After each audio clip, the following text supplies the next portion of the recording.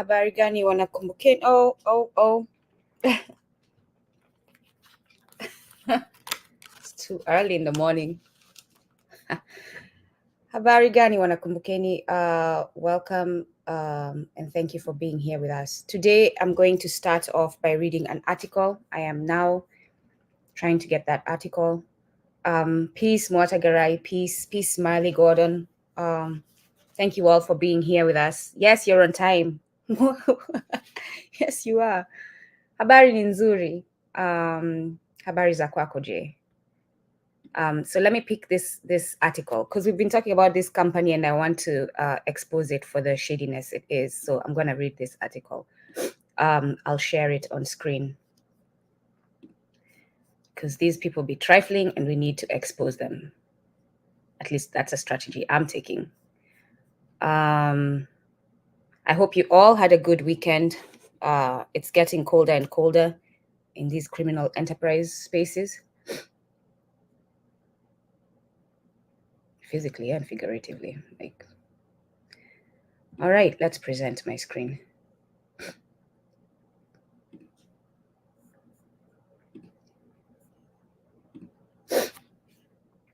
Let's see whether you're all seeing it. Oh yeah, so Lloyd's of London has decided to invest $76 million in regions affected by the transatlantic slave trade.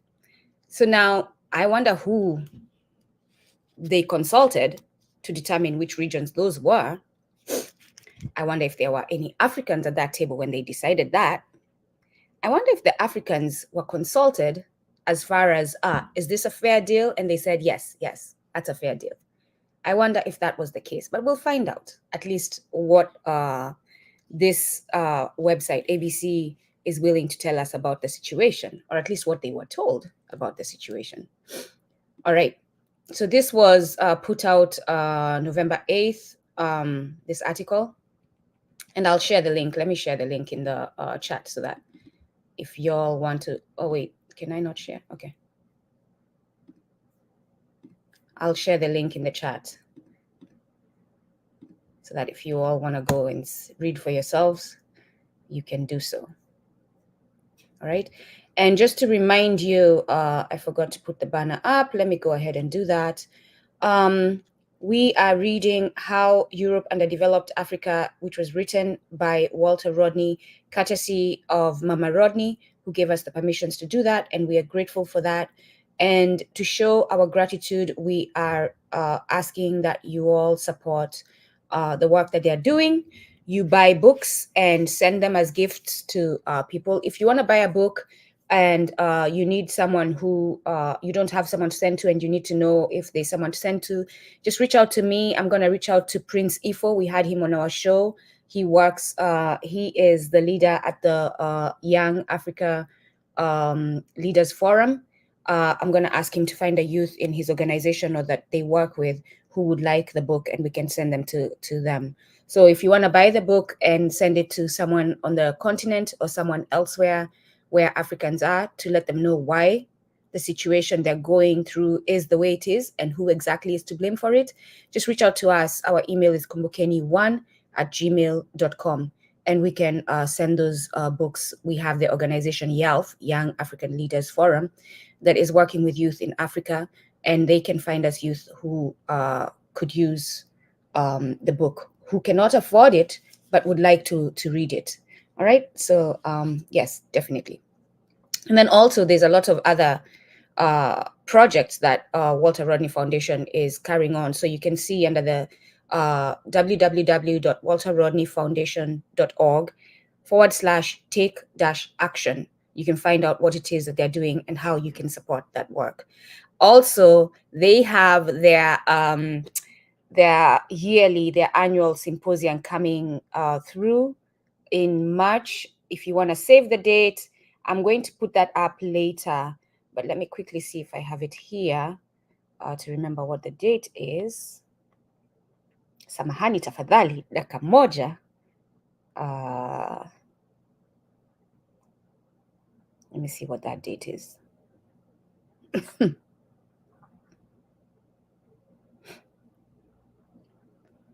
Yeah.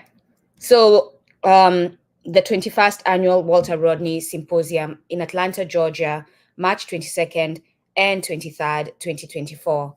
And you can find out more at walterrodneyfoundation.org. So when you go to the one that is scrolling down on the bottom, you can just move from page to page once you get to the website.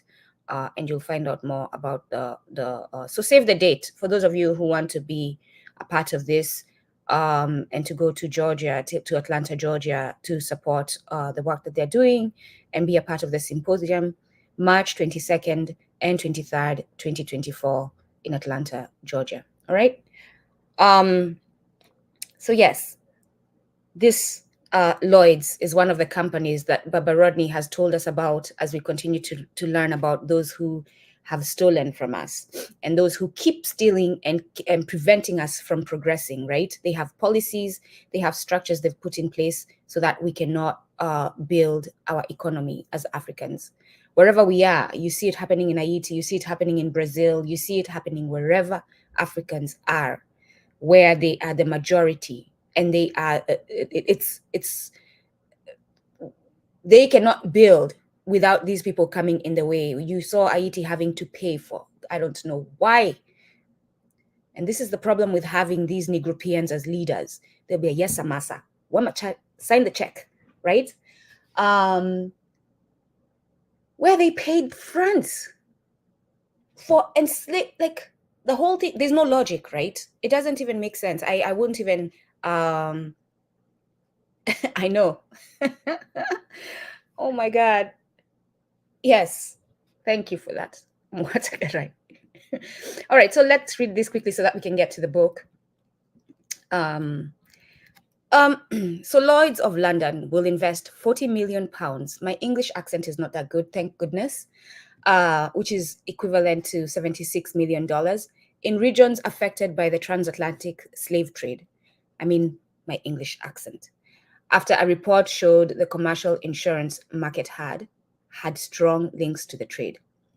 Lloyd's will also spend around 12 million, so that's 88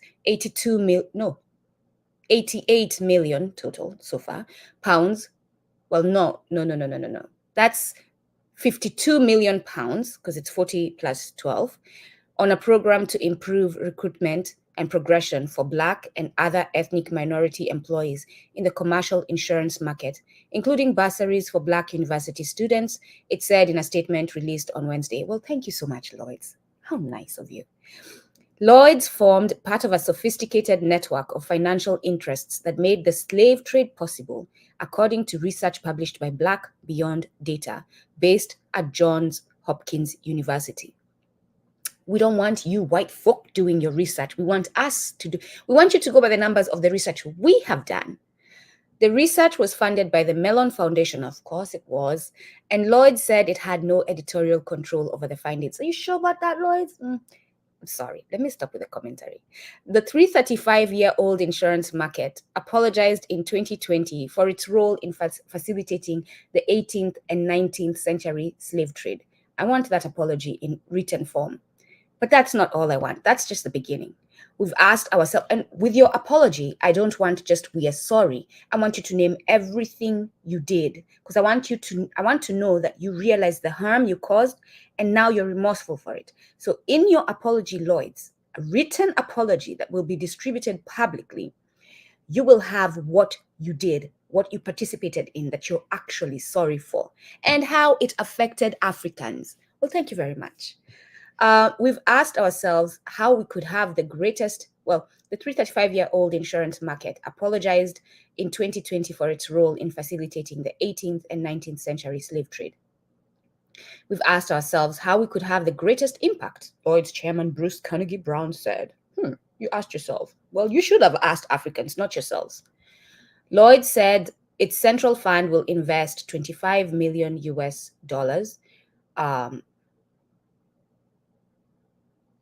I'm assuming that was supposed to be pounds, and then that is $39 million in a bond administered by the African Development Bank, and the same amount in a bond administered by the Inter-American Development Bank. to you, my fellow African brothers and sisters, let's look into African Development Bank and Inter-American Development Bank. Let's see who the owners and the people controlling how that money is distributed are, right? The bonds will support the UN Sustainable Development Goal of reduced inequality. Man, the Lloyd's market is made up of nearly 50,000 people, and Lloyd's also wants 1 in 3 new hires to come from ethnic minorities. The figure was 17% in 2022. I don't want that word to say ethnic minorities, Lloyd's. We know you and your trickery. 1 in 2, first of all, it is 2 in 3 new hires is what you should do. That's what we're asking. At least that's what this African is asking for as we're correcting this mess. 2 in 3 new hires to come from African people. People who are African, Black people, not ethnic minorities, African people. That's who you enslaved. The figure was 17% in 2022.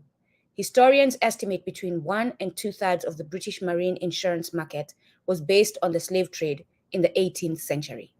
Yes, we're talking about the slave trade. We're not talking about inequity or lack of access. This is not DEI. This is reparations. So it's not ethnic minorities. It is Black African people wherever they may be. Alexandra White, and we're not talking about African people who, like, we're not talking about South Africa African people, white folk. And we're not talking about Kenya African people. We're not talking about white invaders who settled in Africa. That's not who we're talking about. We're talking about people who have African blood running in them. People who you see and you decide you're not going to hire. That's who we're talking about. Alexandra White, an assistant professor at Johns Hopkins University. First of all, Alexandra White, I hope you're Black, but for your name, I'm seeing you're not. So I don't know why you're being asked to give an opinion. Said the Black Beyond data team had examined material from the Lloyd's archive, including ledgers where insurance recorded policies for ships leaving Liverpool as part of the trade. We would like you to turn over all those materials to a Black institute or send it to us. We'll figure out how we're going to organize a group to do the research ourselves. Lloyd's played a central role in the underwriting of marine insurance pertaining to the slave trade, he said. So Lloyd's basically insured the ships and Lloyd's insured the cargo, African bodies on the ship. All the ships that left Africa, Lloyd's was one of the companies that was the main company that insured those ships. So this is the crime we're talking about, just one of the crimes we're talking about. That these people have the nerve to think that 76 million is going to solve that. The Black Beyond data research showed at least 1/3 of all slaving voyages leaving Britain in 1807, for example, came through Lloyd's for the underwriting of particular legs of the whole voyage. The research, I don't even know why they're calling it a voyage. Anyway, the research also showed that Joseph Marriott, Lloyd's of London chairman from 1811 and 1824, had enslaved people, Dr. White added. So he is an official of the company and he has enslaved people. I wonder if Lloyd's also considered that in their research.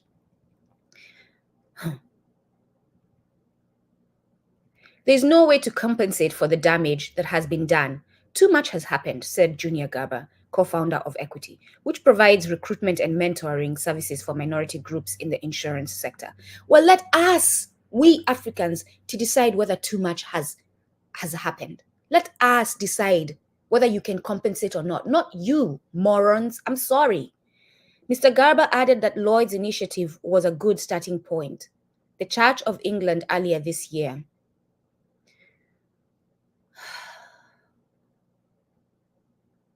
That's a ma'at pause. The Church of England earlier this year committed £100 million, that is $190 million, to address the shameful wrongs of its links to slavery. It is not shameful, it is criminal. You are terrorists. Let's use your words to describe you. Not shameful. Shameful is when my skirt falls down and you all see me and I'm ashamed and I pull it back up. That's shameful. Shameful is when I stick my foot in my mouth, say something in front of the elders, and I'm like, oops, I did not follow protocol. That's shameful. But shameful is not when you pay for the enslavement of Africans and to ensure those ships, to make sure that these people continue having successful business. That's not shameful. That's criminal. That is terrorism. You are terrorizing my people. The United Nations has said countries should consider financial reparations among measures. Who is the United Nations to decide this? The United Nations does not even represent Africa. Africa is not even a permanent member of the Security Council. So who are you, United Nations? Who gave you the right to decide what reparations should look like? The United Nations has said countries should consider financial reparations among measures to compensate for the enslavement of people of African descent. African and Caribbean entities have called for reparations, and the European Union has hinted at them. Some US senators also support reparations. So that's that. That's what's going on lately in the world of trifling Western people. Let me see what your all thoughts are. Exactly, right? The harm has not stopped. Yes. So I don't know. I saw this article in the weekend. It was shared with me. I was on Clubhouse with some brothers and sisters, and they shared this, and I said, I must read this on Kumbukeni because this must be known. This is just some trifling. Lloyds, take back your offer. We do not accept. And we are going to send you the bill of what actually we want you to pay. Listen, I was talking in jest, but in all seriousness, as I was saying, here's the deal, Lloyds. For every Black person who has an account in your bank or whatever financial institution you have, when they have overdraft fees, please continue and dismiss them. They shouldn't even, like, immediately your AI should detect African overdraft fees, deleted. There should be no overdraft fees for African people. There should be no debt for African people because you will never be able to pay what you did. So in order for us to make up for it, no debt with any of these institutions should be applied to Black people, African people. None. I really honestly do not care what you think about that. None. Because you are nowhere close to meeting the amount that you need to compensate for what you did. All right, let's get to the book, chapter 6.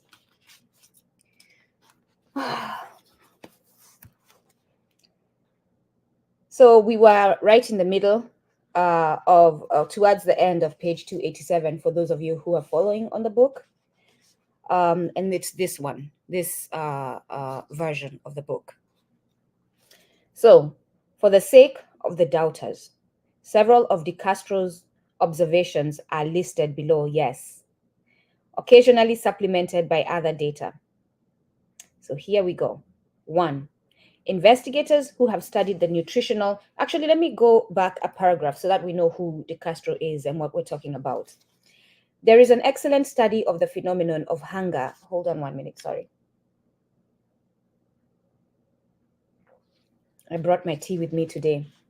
And it's chai, as in, by the way, chai is not something fancy that these Western people came up with. It comes from us and from Indians. It goes back from other people, not them. And when you say chai, given that Kiswahili has taken on the word, when you say tea chai or something like that, you're saying basically tea, and it doesn't make sense. Anyway, I'm digressing. There is an excellent study of the phenomenon of hunger on a world scale by a Brazilian scientist, Jose de Castro.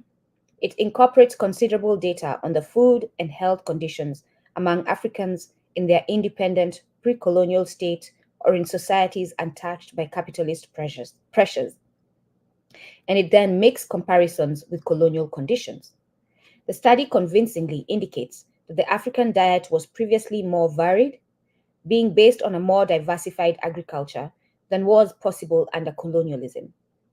In terms of specific nutritional deficiencies, those Africans who suffered most under colonialism were those who were brought most fully into the colonial economy, namely the urban workers.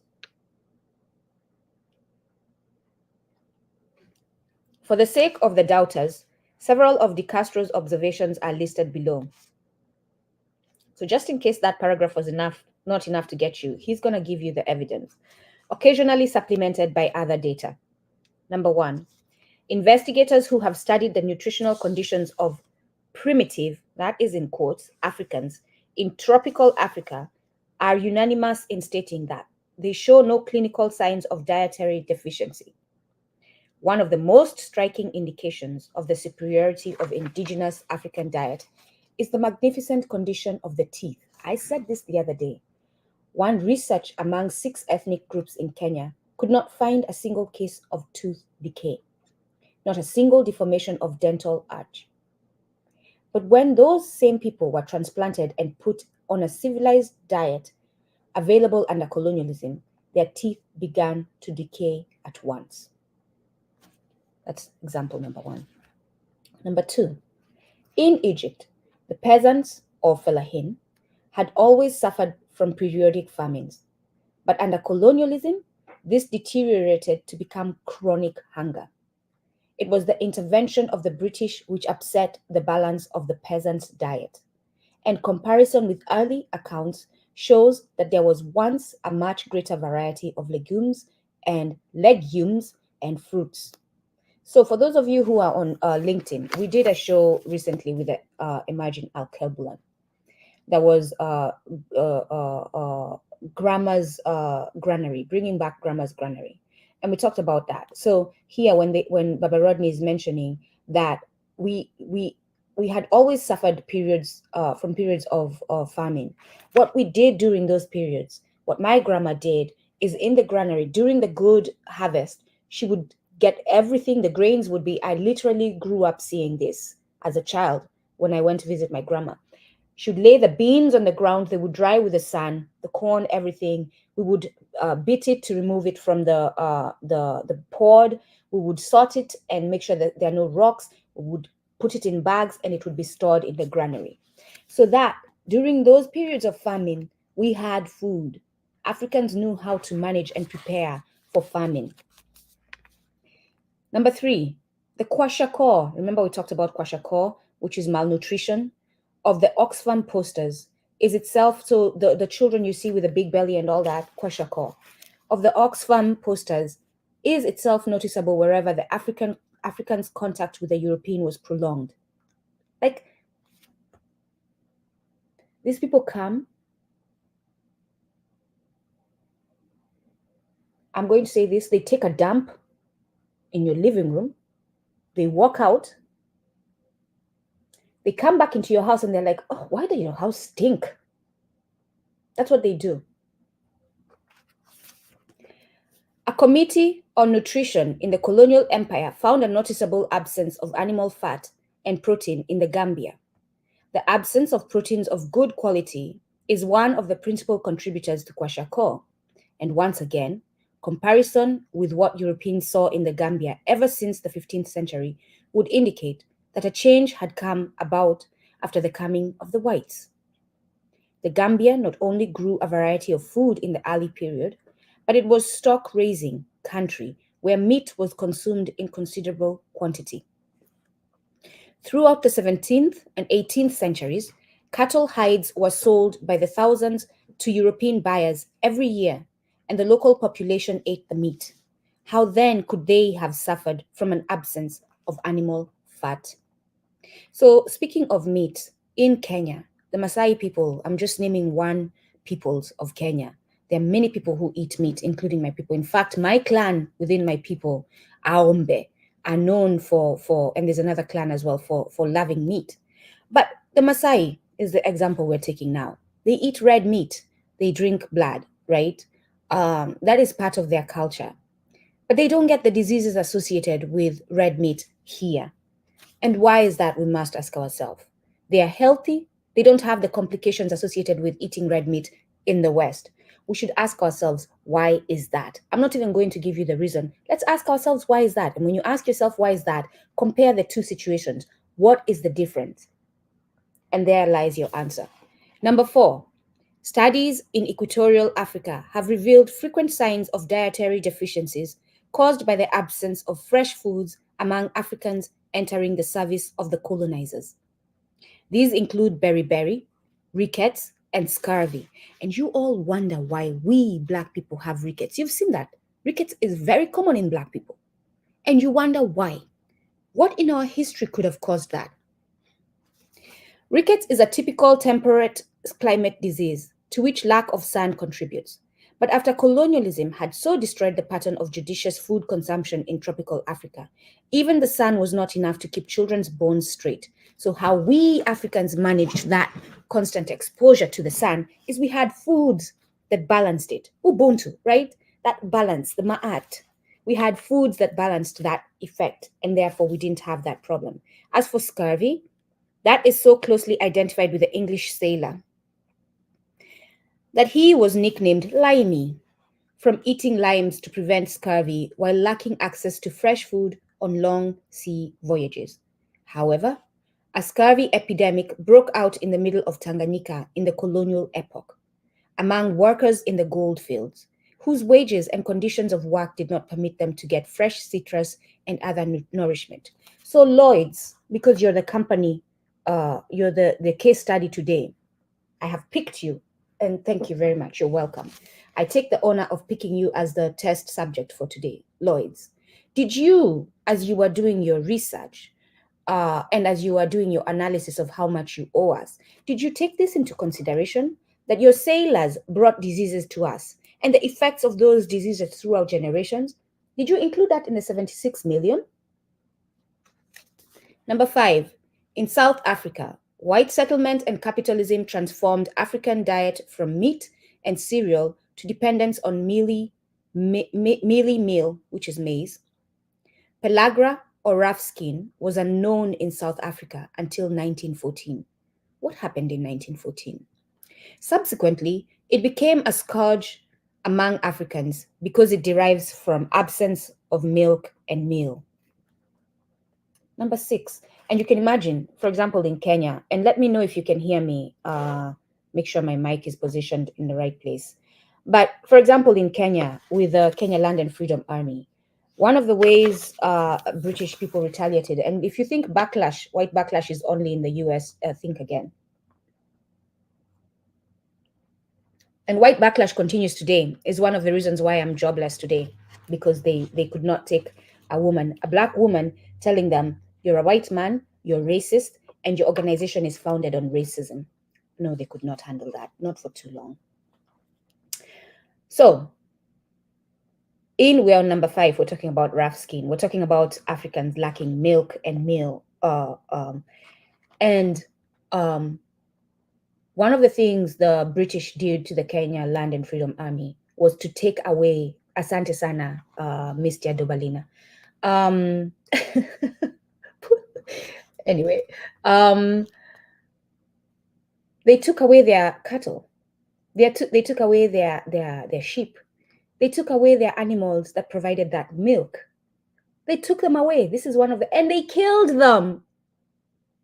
A lot of them, they killed them. Like, these white people are so petty, it's not even funny. And you all want me to be in a room worrying about their feelings? Yeah, nah. Not when I have all this information in my head. No, thank you.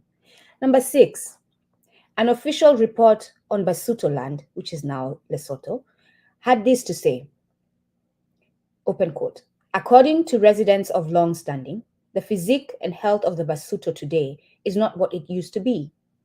Malnutrition is seen in every village, dispensary, school, and recruiting office. Mild scurvy and subscorbic conditions are not infrequent. Pellagra is becoming more and more frequent, and lower resistance to disease increasingly apparent. Pellagra, we said, is the rough skin. It is becoming generally accepted, too, that the occurrence of leprosy is associated with faulty diet. To clinch the argument that colonialism had a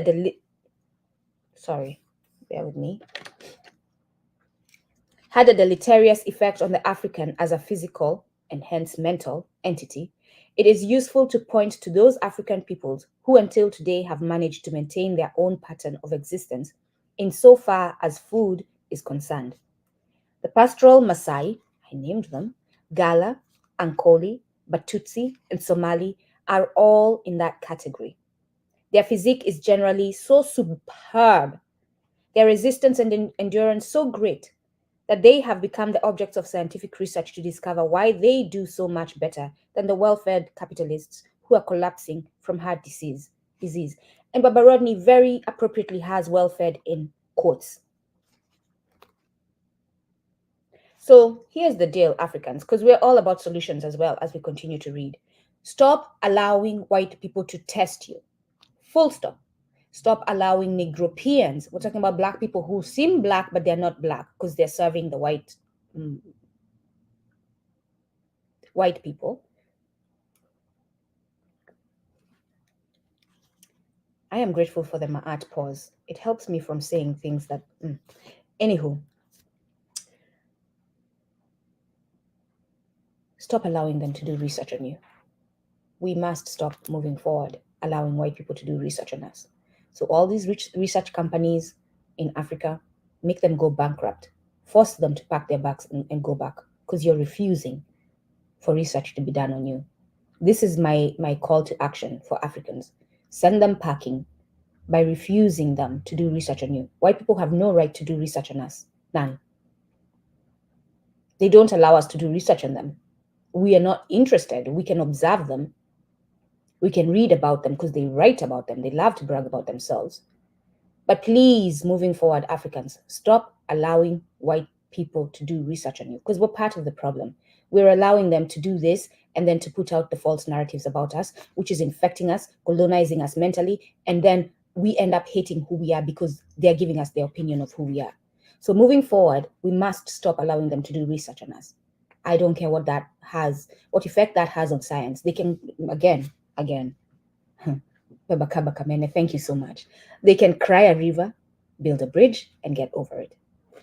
In the light of the prevailing balance sheet concept of what colonial rule was about, it still remains to take note of European innovations in Africa, such as modern medicine, clinical surgery, and immunization. It would be absurd to deny that these were objectively positive features. However, limited they were quantitatively. However, they have to be weighed against the numerous setbacks received by Africa in all spheres due to colonialism, as well as against the contributions Africa made to Europe. European science met the needs of its own society, and particularly those of the bourgeoisie. Again, stop allowing their scientists to do research on you. They only meet the needs of their own society and the needs of the bourgeoisie. The bourgeoisie did not suffer from hunger and starvation. Bourgeois science, therefore, did not consider those things as needs which had to be met and overcome, not even among their own workers, and least of all on behalf of Africans.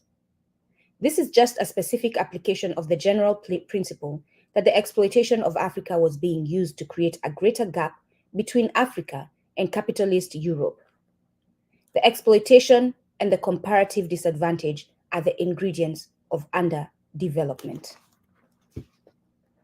And those should be put into considerations when these white oppressors decide to sit and think of how they can mend what they did.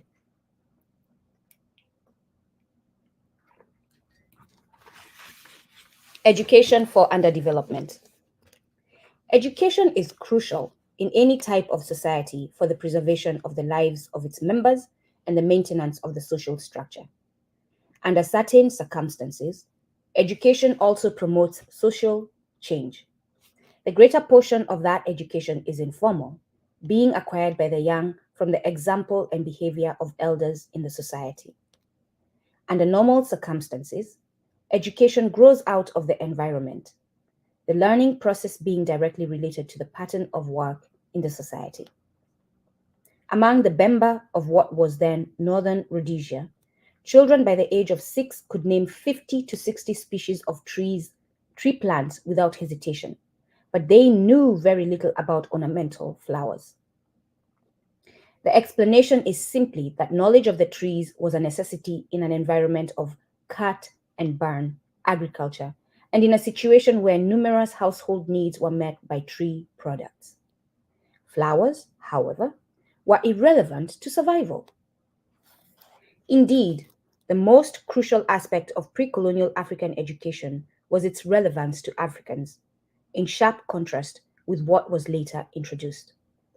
The following features of indigenous African education can be considered outstanding: its close links with social life, both in a material and spiritual sense, its collective nature, its many-sidedness, and its progressive development in conforming with the successive stages of physical, emotional, and mental development of the child. There was no separation of education and productive activity or any division between manual and intellectual education. Again, the African way of life. Altogether, through mainly informal means, pre-colonial African education matched the realities of pre-colonial African society and produced well-rounded personalities to fit into that society. Some aspects of African education were formal. That is to say, there was a specific program and a conscious division between teachers and pupils. Formal education in pre-colonial Africa was also directly connected with the purposes of society, just like informal education. The programs of teaching were restricted to certain periods in the life of every individual, notably the period of initiation or coming of age, otherwise known as coming of age. Many African societies had circumcision ceremonies for males of both sexes, and for some time before the ceremonies, a teaching program was arranged. The length of time involved could vary from, for those of you, and I'm not saying anything about anything, but for those of you who want to take parts of African culture and criticize them without understanding them fully, things were not done just willy-nilly. There was, you sat down and you were taught about what was going to happen. It was intentional.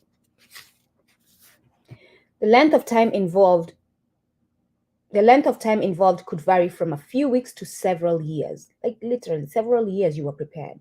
A famous example of the latter was the initiation school held by the Poro Brotherhood in Sierra Leone. Formal education was also available at later stages in life, such as on the occasion of passing from one age grade to another or of joining a new brotherhood.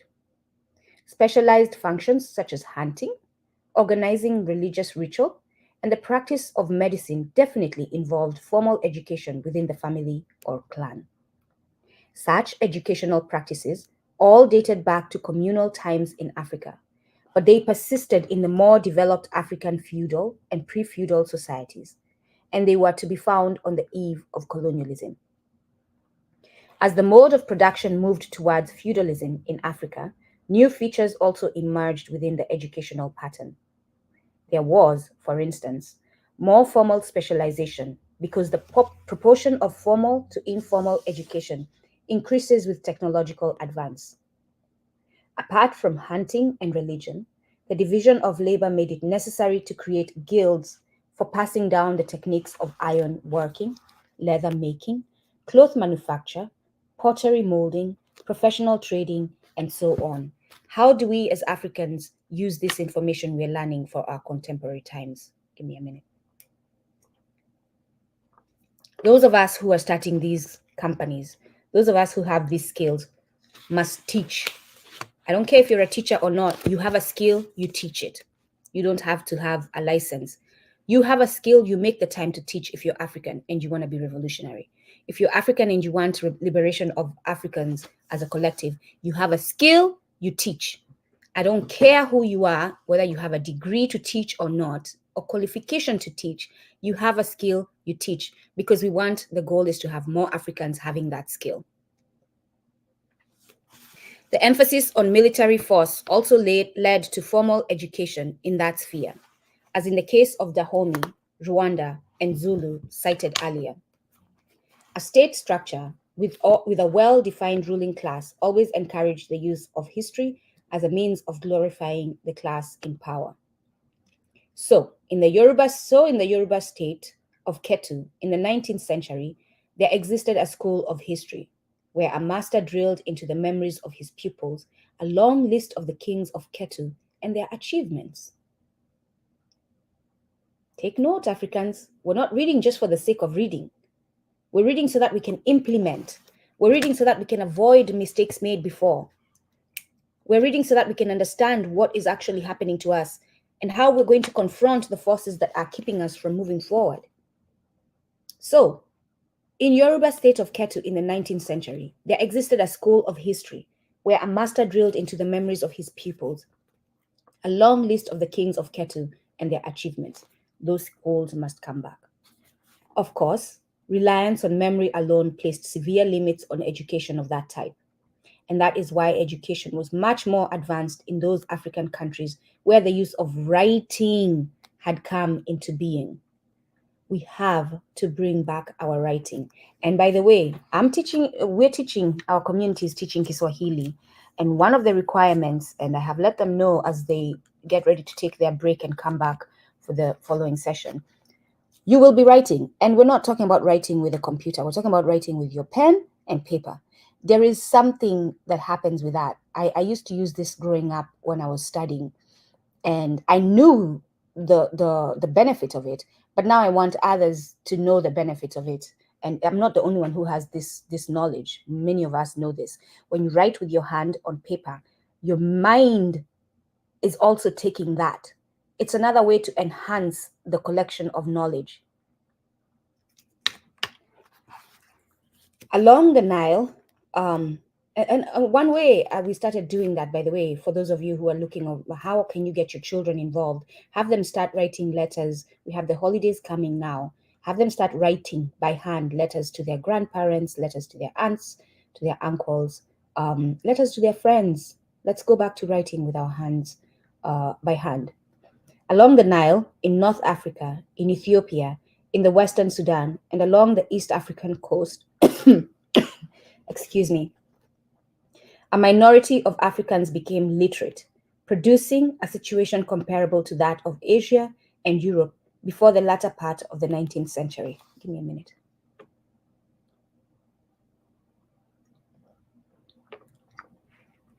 Or a second, or a couple of seconds. As in other parts of the world, literacy in Africa was connected with religion, so that in Islamic countries, it was a Quranic education, and in Christian Ethiopia, the education was designed to train priests and monks. Muslim education was particularly extensive at the primary level. That's madrasa. And it was also available at the secondary and university levels.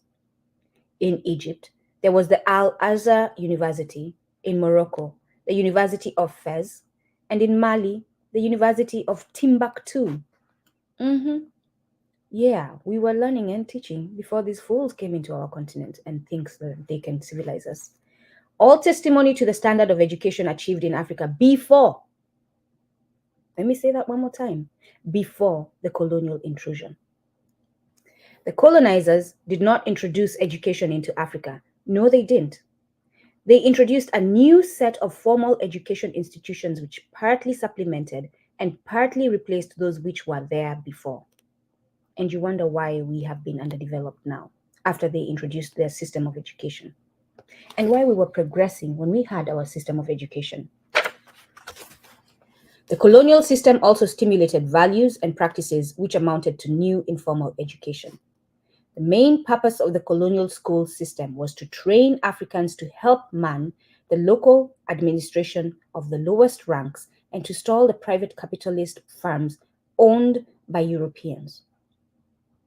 In effect, that meant selecting a few Africans to participate in the domination and exploitation of the continent as a whole. It was not an educational system that grew out of the African environment, or one that was designed to promote the most rational use of material and social resources. No, it wasn't. It was not an education system designed to give young people confidence and pride as members of African societies, but one which sought to instill a sense of deference towards all that was European and capitalists. And you wonder why now Africans are talking about, oh, white people are special. We're talking about the case I told the other day of a Tanzanian resort where the waiters told the diaspora and Africans that they were being served, they didn't get water because these white people are special. Education in Europe was dominated by the capitalist class. The same class bias was automatically transferred to Africa. And to make matters worse, the racism and cultural boastfulness harbored by capitalism were also included in the package of colonial education. Colonial schooling was education for subordination, exploitation, the creation of mental confusion, and the development of underdevelopment. I'll give this example. In myself,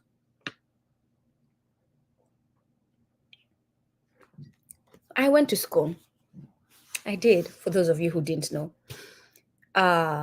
From kindergarten to graduating high school, I went to school in Kenya, right? So that you understand.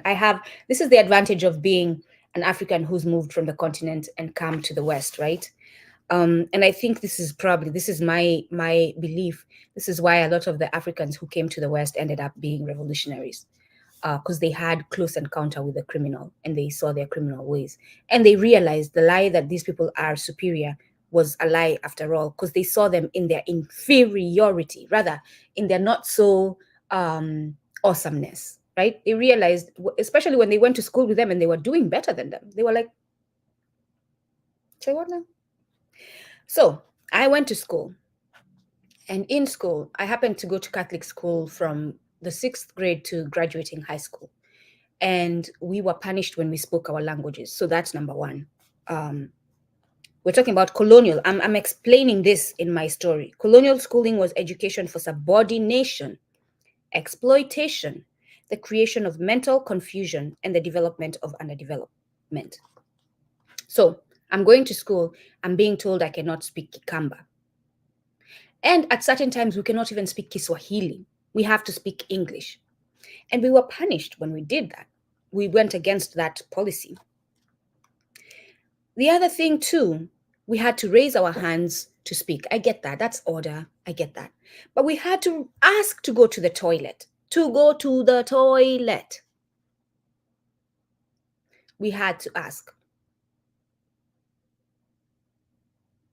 So we were being conditioned to follow, to listen, to do as we were told. That's colonial education. There's a bell. You all respond to a bell. Colonial education. As if the teacher did not need to say, all right, time is up, class is done, let's go do this. Like, right, there had to be a bell. And in these schools, and as much as yes, I'm grateful for the things that we did in school that helped me become who I am today. But we in these schools did the chores. We were the ones who did the growing. And the way they teach us is you learned home science, right? You learned how to cook. You learned how to sew. Very important skills, but only important if we're using them for an African context, right? If we're using them for our community, to build our community, but not if after that, and we're now going back to colonial times, not my times, because I was not colonized, at least not as colonized as before 1963 when Kenya got its independence, but still somewhat, but not as bad as then. Once you get that education, now you have to go work in a white-owned farm. To cook, you've learned how to cook for the white people. To sew for the white people. To make clothes for the white people. So everything you were taught was to serve the white people. And even today, if you think that it's not showing up, that it is to serve, your education is for you to go work in their companies. Your education today is for you to follow instructions. Think about it. When you're going to school, you write. You have to follow a certain way of writing. As if there's anything wrong with you writing in a different way. Like when you think about it logically, there's nothing wrong with you having your own style of writing, as long as whoever reads can comprehend what is written. Right? But they have you following a certain way so that when you come into employment and they have policies, you have learned how to follow what you're told without questioning it, because that's the way things are done. I continue. A European type school system hardly operated during the first 40 years or so of colonialism. In that period, missionaries gave schooling for their own Christianizing purposes, and it was in the 1920s that the colonizing powers carried out a series of investigations into educational possibilities in Africa. Thereafter, colonial education became systematic and measurable, though it approached its maximum dimensions only in the post-Second World War era. So they brought us Christianity. Very intentional, very strategic. They brought us the thing that told us, if you don't follow it, you will burn in hell. They introduced fear of burning in hell, and therefore we follow without question. And once they have us in that mindset of following without question, they bring the education that is going completely contrary to what we've been taught, to our culture. And we don't question because now we are followers. Colonial education was a series of limitations inside other limitations.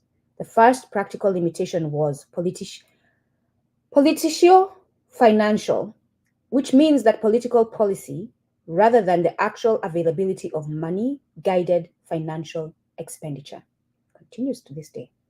The metropolitan governments and their African administrations claimed that there was not enough money for education. Still continues to this day. As late as 1958, the British Colonial Office said of Northern Rhodesia, "Until more money becomes available for the building of schools, no rapid progress can be expected, and the practical prospects of providing full primary education for all children therefore remains fairly remote."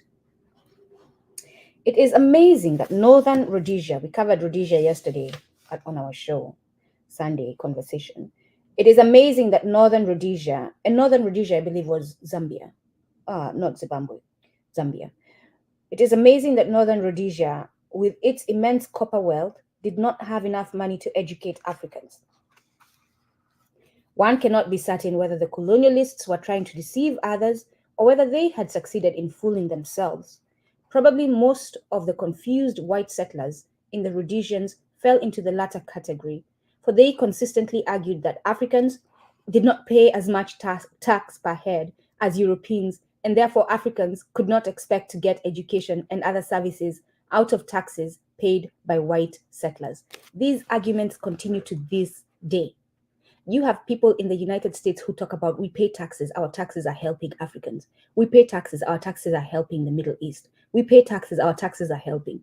Ask yourself where the United States is getting its revenue. This is the fundamental failure to perceive that a country's wealth comes not from taxes but from production. Again, I will read that slowly. This thought, I'll go back to the thought, of arguing that Africans did not pay as much tax per head as Europeans, and therefore Africans could not expect to get education and other services out of taxes paid by white settlers. This thought is the fundamental failure to think that you have failed to perceive that a country's wealth does not come from taxes, but it comes from production. You thinking that Africans do not pay as much tax per head as Europeans, and therefore Africans cannot expect to get education and other services out of taxes paid by white settlers, is a fundamental failure in your thinking to perceive that a country's wealth comes from taxes and not from production. So a country's wealth comes from production. It doesn't come from taxes. So you stop thinking that with your taxes, you're helping. No, with your taxes, you're just maintaining your own country. Your country's wealth comes from production. And we are seeing through this book that your production comes from Africa. So you owe us. African soil and African labor in Northern Rhodesia produced vast wealth, but African children under colonialism had little access to that wealth for their schooling. When money is sent to Africa, never ever again, if you're sitting here listening to this, never ever ever ever again, not even say it, think that it's your money being sent there. Never ever ever ever again. As noted earlier, most of Africa's surplus was exported, and out of the small portion which remained behind as government revenue, the percentage channeled into education was tiny. In every colony, the budget for education was incredibly small compared to amounts being spent in capitalist Europe itself. In 1935, of the total revenue collected from taxing Africans in French West Africa, only 4.03% was utilized on education. So out of 100%, only 4.03% of what they made from Africans, our own money, did they use for our education. In the British colony of Nigeria, it was only 3.4%. In Kenya, I pause because that is where I was born and raised. As late as 1946, only 2.26% of the revenue was spent on African education. And you wonder why you keep seeing pictures of African schools with no windows. You wonder why you keep seeing pictures of African students with torn uniform and no shoes. And you all think you're helping by sending us shoes, these companies that send shoes. No, we need more than shoes. We need you. And by the way, you're not doing us a favor. You're fixing your mess. You are repairing your harm. You will go and do it, and you will not announce online that you're doing it. Maybe for us to know that you're actually doing it, but not to praise yourself. You will go and fix the windows. You will go and fix the buildings. You will go and provide uniform, full uniform, and you will go and pay school fees. How about that for reparations? For the students who cannot afford to pay school fees. And I have, by the way, you want to do that? Reach out to me because I actually have a school, a specific school that has students who require school fees. Just one. There are many of them, but I actually have one. By 1960, and by the way, if you pay school fees, you cannot control what is done. We decide what to do. You just write your check and walk away and thank God that you were able to write a check and hope that it is used well. By 1960, those percentages had gone up to 3 or 4 times. But being so small to begin with, they still remained insignificant. Since such small sums were spent, it followed that another basic limitation was quantitative, in the sense that very few Africans made it into schools. In the whole of French Equatorial Africa, Chad, Central African Republic, Gabon, and Congo Brazzaville, there were only 22,000 pupils enrolled in 1938. And that represented quite a jump over figures from the preceding 5 years. In 1938, the French provided education for 77,000 pupils in French West Africa, with a population of at least 15 million. A very illuminating fact that should be noted is that in 1945, there were more than 80,000 students attending independent Islamic schools in French West Africa, a number not far short of those attending French-built schools by that date. And if you all don't think that that is a form of divide and conquer, then think again. In other words, it was only in the final stages of colonialism that the ruling European power began to provide Africans in the former Islamic states of West Africa with educational institutions having an enrollment greater than that of the previous formal education. Occasionally, in West and North Africa, the French government gave some financial support to the Quranic primary schools and to the madrasas. Same thing. Or Islamic secondary schools. I guess the age differs as to what it is. On the whole, however, the pre-colonial African school system was simply ignored and it tended to decline. In Algeria, the Arab Islamic institutions of learning suffered severely during the French wars of conquest, while others were deliberately suppressed when the French gained the upper hand. Throughout French North Africa, the old established Islamic universities suffered because colonialism deprived them of the economic base which previously gave them support. As with so many other aspects of African life, what the colonialists put in must be weighed against what they halted and what they destroyed in both real and potential terms. Here's another revolutionary thing that I would like us to do. For those of you who've been attending these classes, in the spirit of writing, I call you all to write reviews based on what you've been hearing. Please write by hand, transfer it to your computer, and send it to the Walter Rodney Foundation, right? You see their website there on the bottom. They have an email on the website where you can send stuff. Write reviews of this process of hearing what you've heard, what you think about what you've heard, and your analysis. Write reviews and suggest practical solutions that we need to take now. Practical solutions that can be taken. Write reviews and write what you think we should stop doing based on what was harmful. You've all heard what we were doing that was harmful. Write reviews and send them. Let them have the problem of their email being so bogged with emails that they now need to figure out how to increase the size of their of their email data collection, right? The capacity of their email to hold data. Write reviews if you have been listening to this session and send them to the Walter Rodney Foundation of your own analysis of what you've had, and not just to mouth your opinions, but to actually suggest solutions that you think we can take on as Africans. Please. Tafadhali and asanteni if you do send that. British colonies tended to do an average somewhat better than French ones with regard to educational activities, largely because of missionary initiatives rather than the British government itself. That does not absolve them of their crimes. Ghana, Nigeria, and Uganda were fairly well off as far as colonial education went. Of course, that was in a purely relative sense. Baba Rodney is reminding us.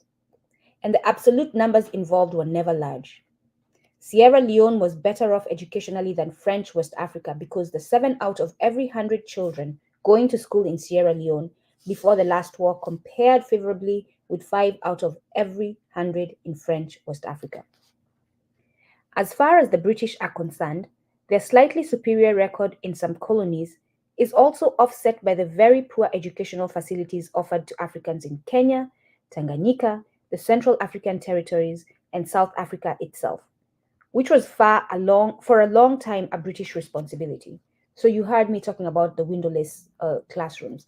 Although now there is research that is showing maybe the windows not being there is nice so that we can connect the indoors to the outdoors, right?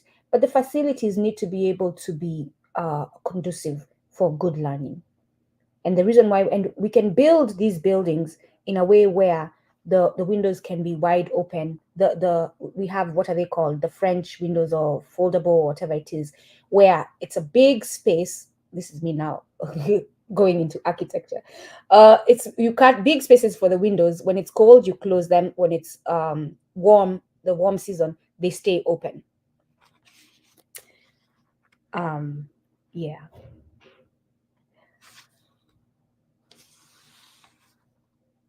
One limitation of the educational system of colonial Africa, which is obscured by statistical averages, is the great variation in opportunity between different regions in the same colony.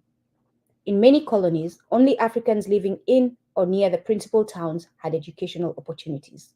This was for a long time, by the way. The rural areas did not have schools for a long time. For instance, in Madagascar, the capital town of Tananarive had the most substantial school facilities. In Gambia, literacy was high from Bathurst town, but low outside. And in Uganda, the urbanized region of Buganda practically monopolized education, which is why the Buganda.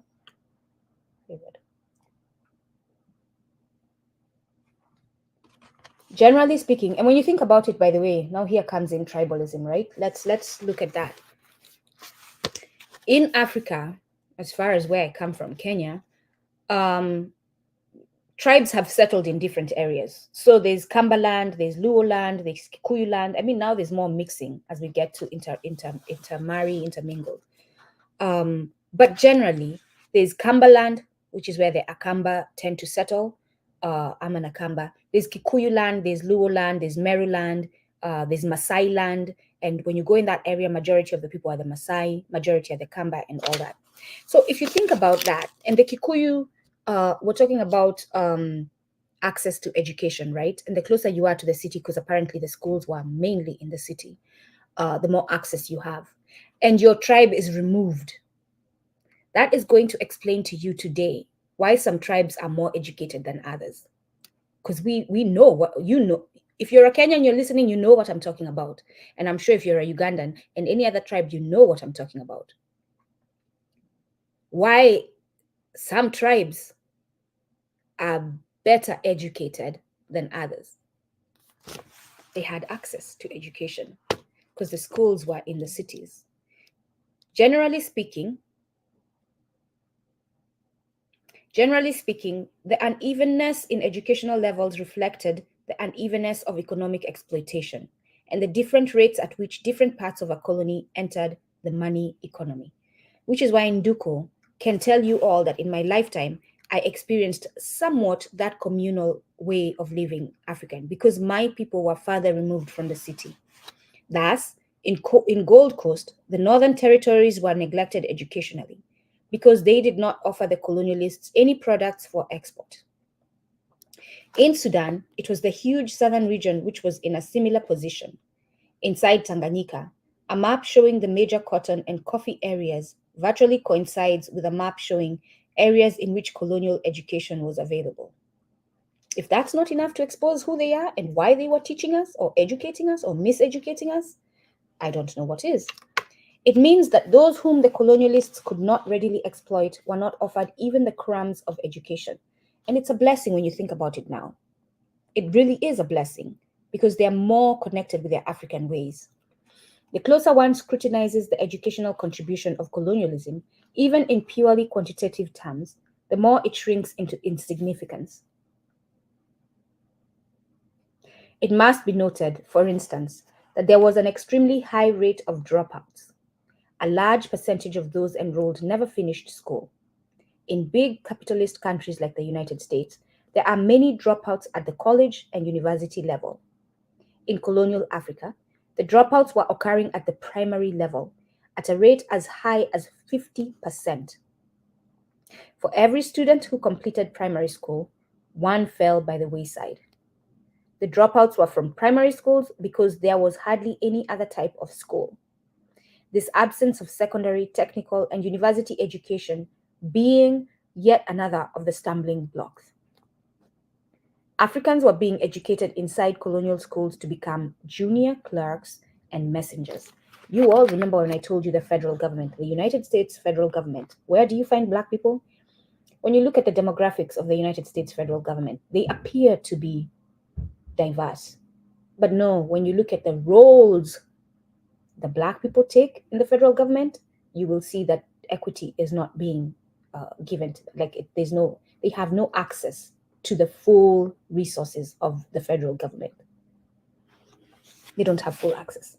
So they take on the administrative roles. Most Black people in the federal government are working and administrative positions, which have the least potential of reaching GS levels, grade salary levels that are decent enough to provide a comfortable lifestyle.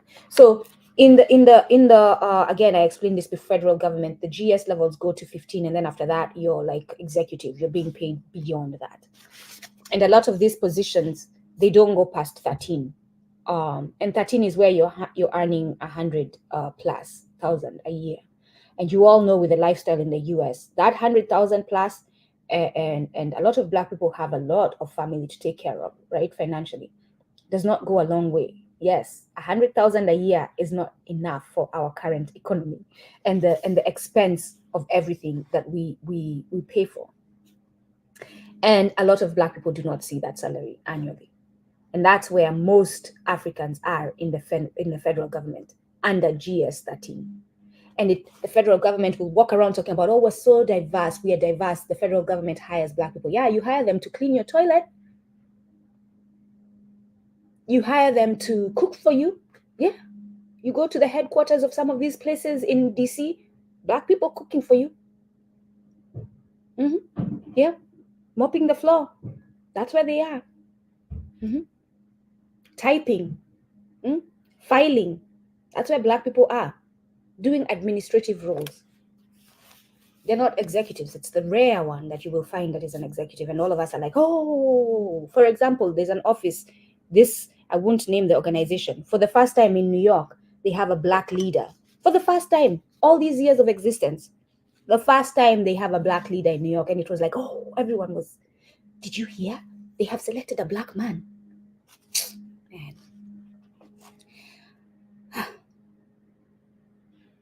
Africans were being educated inside colonial schools to become junior clerks and messengers. Too much learning would have been both superfluous and dangerous for clerks and messengers. And quickly, I want to explain these GS levels. There's GS level 9.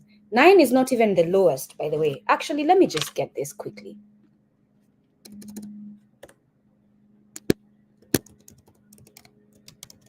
Tell you what the amount is this year, because it changes. GS pay scale. And you can find this, I'm going to put the link in the chat where you can find this information. It's available for you to find and see for yourselves what I am talking about. There it is in the chat. Yeah, there it is in the chat. Let's take New York, right? The New York area, which New Jersey falls under. The tri-state area falls under New York.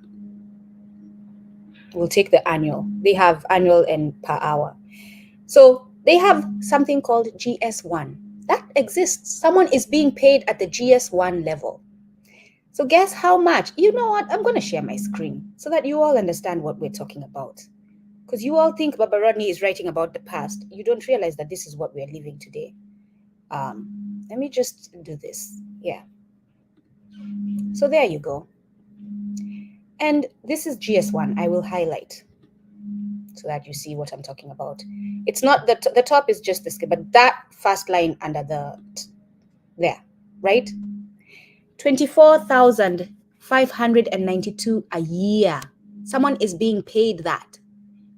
No, 28,592 a year in New York. Let's divide that by 52,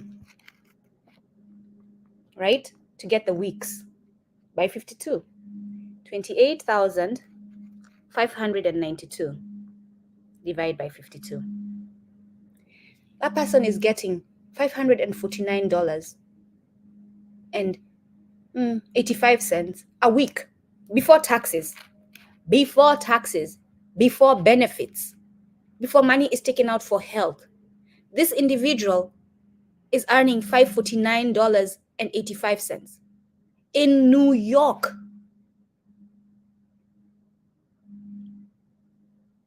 So I am currently under unemployment and I'm getting somewhere close to those figures. And when taxes are taken out, just taxes, we're not talking about health insurance, just taxes, you're getting around 400 something and change. Low 400s a week. And you may have children. Even if you don't have children, you're by yourself. Just rent by itself. Rent alone, you cannot afford it in those prices. This is what the federal government that puts out so much money for their intelligence services. By the way, if you did not know today, the United States does not have to show what they spend for their intelligence services. I think that's still the case. Someone can correct me, find out, go down that rabbit hole and find out. But they do not reveal publicly what they pay the CIA, what they spend on the CIA. They don't reveal publicly what they spend on the NSA. They don't reveal publicly what they spend. I don't know about the FBI. But go look at it. See which organizations are getting away with not telling us how much money is being spent. And they have the nerve to pay. And I'm saying Black people because majority Black people are taking these roles, this GS level. Between GS level 9 and 1, so many Black people. I'm talking from experience. I had a friend, and I'm going to share this story. And I'm sharing them not to cause drama. I'm sharing them to explain that what Baba Rodney is talking about is happening today. I had a friend. When I was working for the federal government, we had a program where we would take people who were sick. You volunteered for it, right? Fellow employees who were sick for their medical appointments. You volunteered to drive them to their hospital, back home, and all that. So I was volunteering for that. And I was taking a friend. She became a friend because of how often I was taking her. She was suffering from cancer. And I was taking her to the hospital regularly. And we became close. But she held a position at GS9, I think. Although, for years, for 32 years in the federal government, 32 years, 32 years. And she said to me, these white little girls kept coming, getting training opportunities and being able to advance in their career. She was specific. These white little girls kept coming, getting training opportunities and being able to advance. No one ever offered me training opportunities. For 32 years.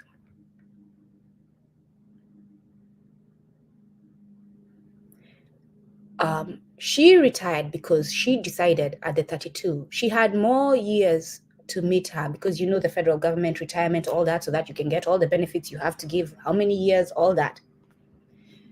She got to a point as she was going through her illness where she said, enough is enough. I'm not going to spend all my life here. I'm going to retire just so that at least I can enjoy the remaining part of my life. Because at that point, you're going through that illness, you're realizing the value of life and the fact that you continue to have days to live and be with your family. And she decided she was no longer going to spend it in that place that never appreciated her, never gave her opportunity to advance, never gave her the education, the skills, trained her.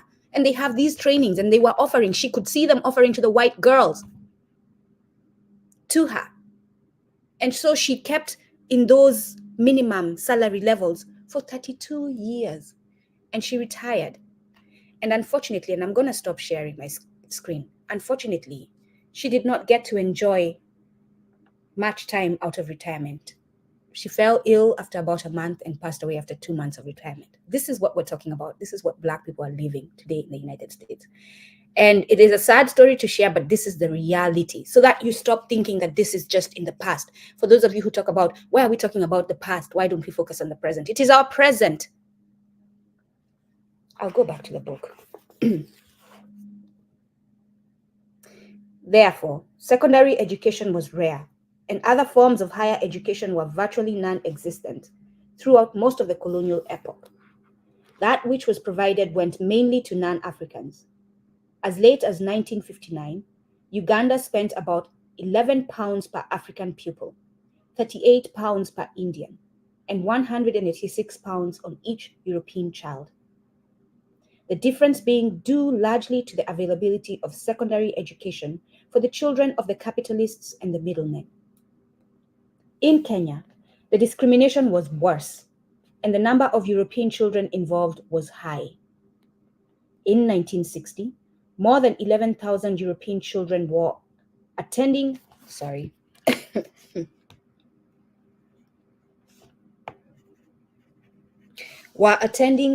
in Kenya, and 3,000 of those were receiving secondary education.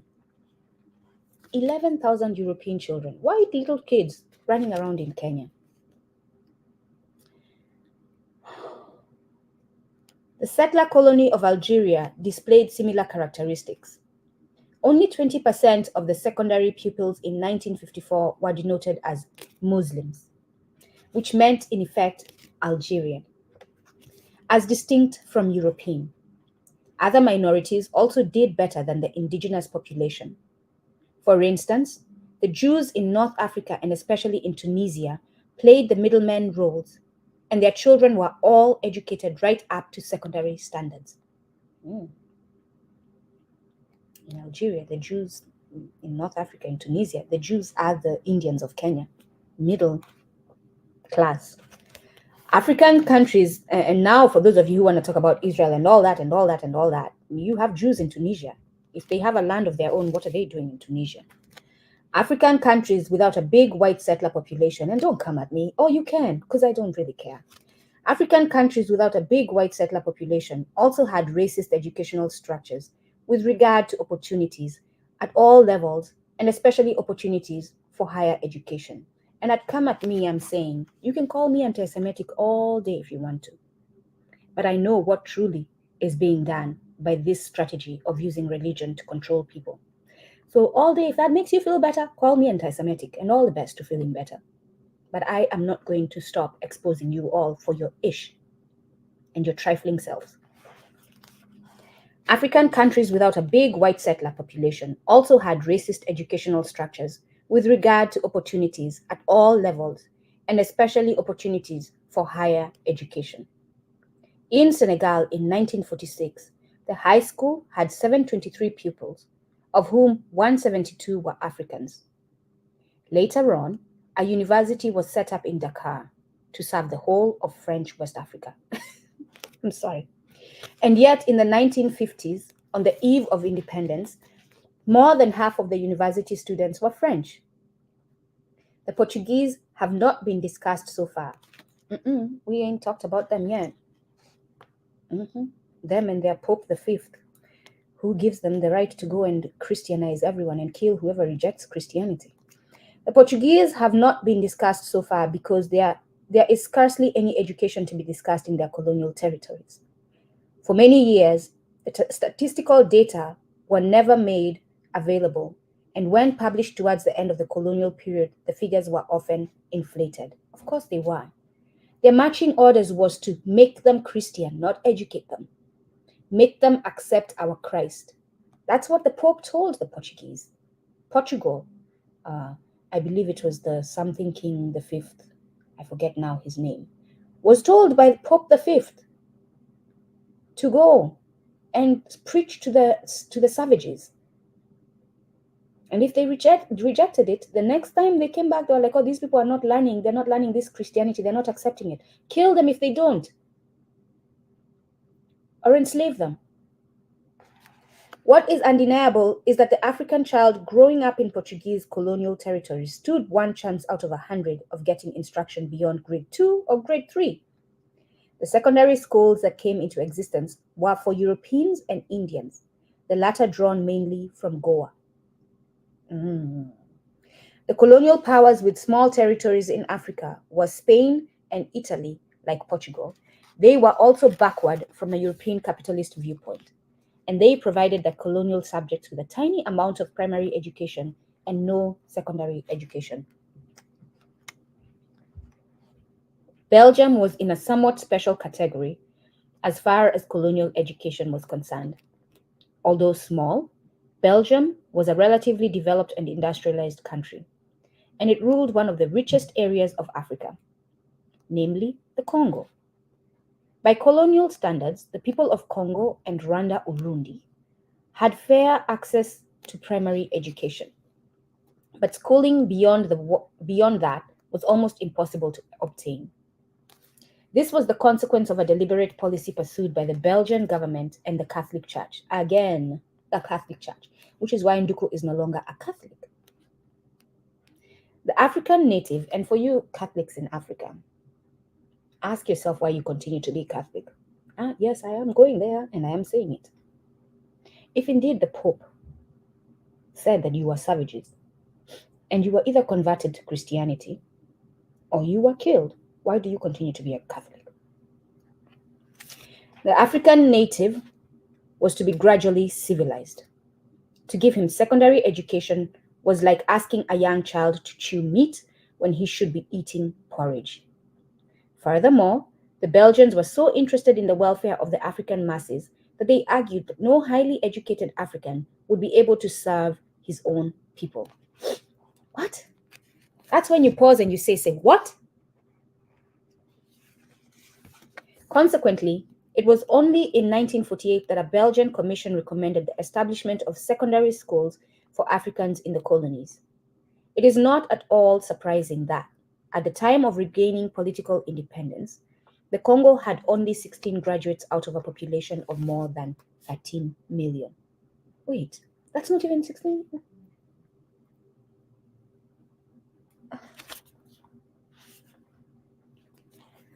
Educators often refer, let me just say that one more time. Sometimes we get lost in numbers, right? It is not at all surprising that at the time of regaining political independence, at the time where Patrice Lumumba is taking over as Prime Minister in the Congo had only 16 graduates, as in 1/6, as in makumi, not makumi sita, that's 60, kumi na sita graduates out of a population of more than 13 million. 16, as in less than 2016. Educators often refer to the educational pyramid, comprising primary education as the base and going upwards through secondary, teacher training, higher technical, and university facilities. By the way, right now, especially in Kenya, there's a shortage of teachers, qualified teachers, the teachers that we have. I'm sorry, teachers, I'm putting you down, but it's not you. I'm not blaming you, I'm blaming the system. It's not you I'm blaming the system. We need to open teacher training colleges, universities in Africa. That is a need right now, a very, very dire need. So we as Africans must come together and figure out how we're going to open teacher training institutions in Africa so that we can have qualified teachers. We're talking about African grounded ones. We're not talking about Western education. I don't care what the Kenyan government wants to use as their education. We're going to stray away from it because it's a miseducation and build our own. We're not going for the Chinese education. We're not going for the Western education. We're going to educate ourselves because we can. We know what we want, and we can structure, we can write curriculums based on what we need to educate ourselves. We don't need the white man educating us or telling us how to educate ourselves. We don't need the Chinaman telling us that. We don't need Russians telling us that. And our call to action, I'm taking the call to action, is to build our own institutions where we train ourselves. We train future teachers, because right now we need them. And so this is a call also to those who are in the West, good teachers who are in the West. And unfortunately, we need them here too. So I cannot call you to go to Africa because you're needed here too, in the Black community here as well. So I pause that call to action. Serve them here first, because it's needed. Good Black teachers, African teachers are needed here as well. There's a shortage. Educators often refer to the educational pyramid, comprising primary education as the base and going upwards through secondary, teacher training, higher technical, and university facilities. The last named being so small that it could be represented as the point at the top of the pyramid. Throughout Africa, the primary base was narrow, and yet the pyramid sloped shallowly because so few of the primary students could continue beyond that level. Only in certain British colonies was the pyramid really completed by significant higher and university education. West Africa had Achimota and Yaba colleges, apart from Fura Bay, which was at university level. Ibadan and the University of Ghana also came into existence some years before the end of the colonial regime. In the Sudan, there was Gordon College, which evolved into the University of Khartoum. And in East Africa, there was Makerere University. The following data from the year 1958 could be used to illustrate the educational pyramid in southern Rhodesia, which is now Zimbabwe, where African education was not well favored. Total kindergarten enrollment was 227,000. This is 1958.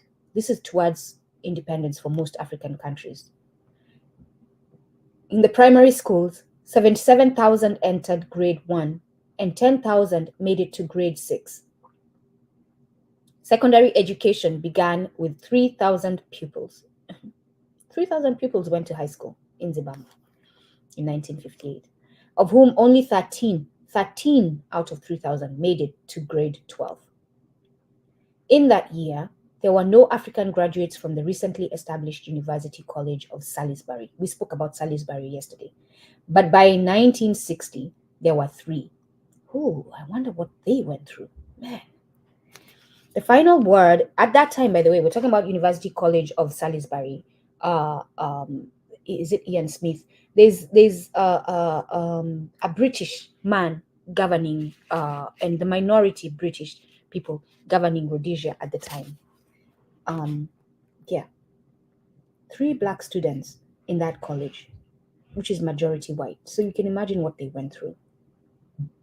The final word on the quantity of education provided by Europe to Africa can be said in the form of the statistics at the beginning of the rule of the new African states.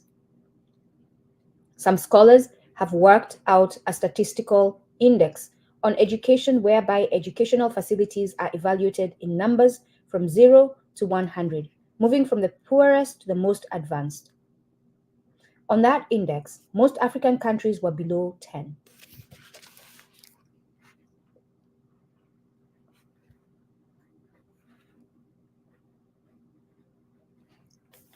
The developed exploiter countries and the socialist states are usually above 80. Listen, I told you all I love Baba Rodney's shade. When you listen to his speeches is when you can hear it. I love the speech, God forgive me, I'm forgetting the title. Milton Alimadi speaks on it several times on our show. I'm forgetting the title now. But he talks about the big-bellied politician, the prime ministers, and he's hilarious. I like that when he's talking about something so serious, he can crack a joke, and it's not a direct joke. You have to be paying attention to get it, and it helps us get away from the anger of hearing what we're hearing, right? So here is a moment of the developed exploiter countries and the socialist states are usually above 80. A UNESCO publication on education in Black independent Africa said, of this population of around 170 million, a little more than 25 million are of school age. And of these, nearly 13 million have no opportunity of going to school. And of the privileged, 12 million, less than half complete their primary education. Only 3 out of every 100 children see the inside of a secondary school, while not even 2 of every 1,000 have a chance of receiving some sort of higher education in Africa itself. The overall estimated illiteracy rate of 80 to 85% is nearly twice that of the average world figure. And if you don't understand how education contributes to underdevelopment, I'll break it down quickly instead of insulting you. We're talking about miseducation, right? But in education, if we think about education in the real sense of education, you're being taught a skill so that you can use that skill to serve your community, right? And you are part of your community, so you're serving yourself. For those of you who want to be individualistic and apparently serving your community is taking from you, let's just make that clear. Serving your community is serving you. It benefits you to serve your community. So you're being educated to get skills, or that's what should happen, so that you can serve your community. And when we're building African schools, that's how we should think. What skills do we need in our community? We need homes, so we need to learn how to build homes. We need those homes to be protected from the elements, so we need to learn how to build or equip them with structures that are going to provide that electricity, light, insulation, so that it's not too cold for those of you in winter areas, right? We need to teach those skills. We need to have doctors. We need to teach those skills. Our health needs to be maintained. Our health needs to be protected. We need to teach those skills. We need to grow good food, healthy food, to learn how to navigate the elements. We need to teach those skills. So that's how we should build our education. But here it says,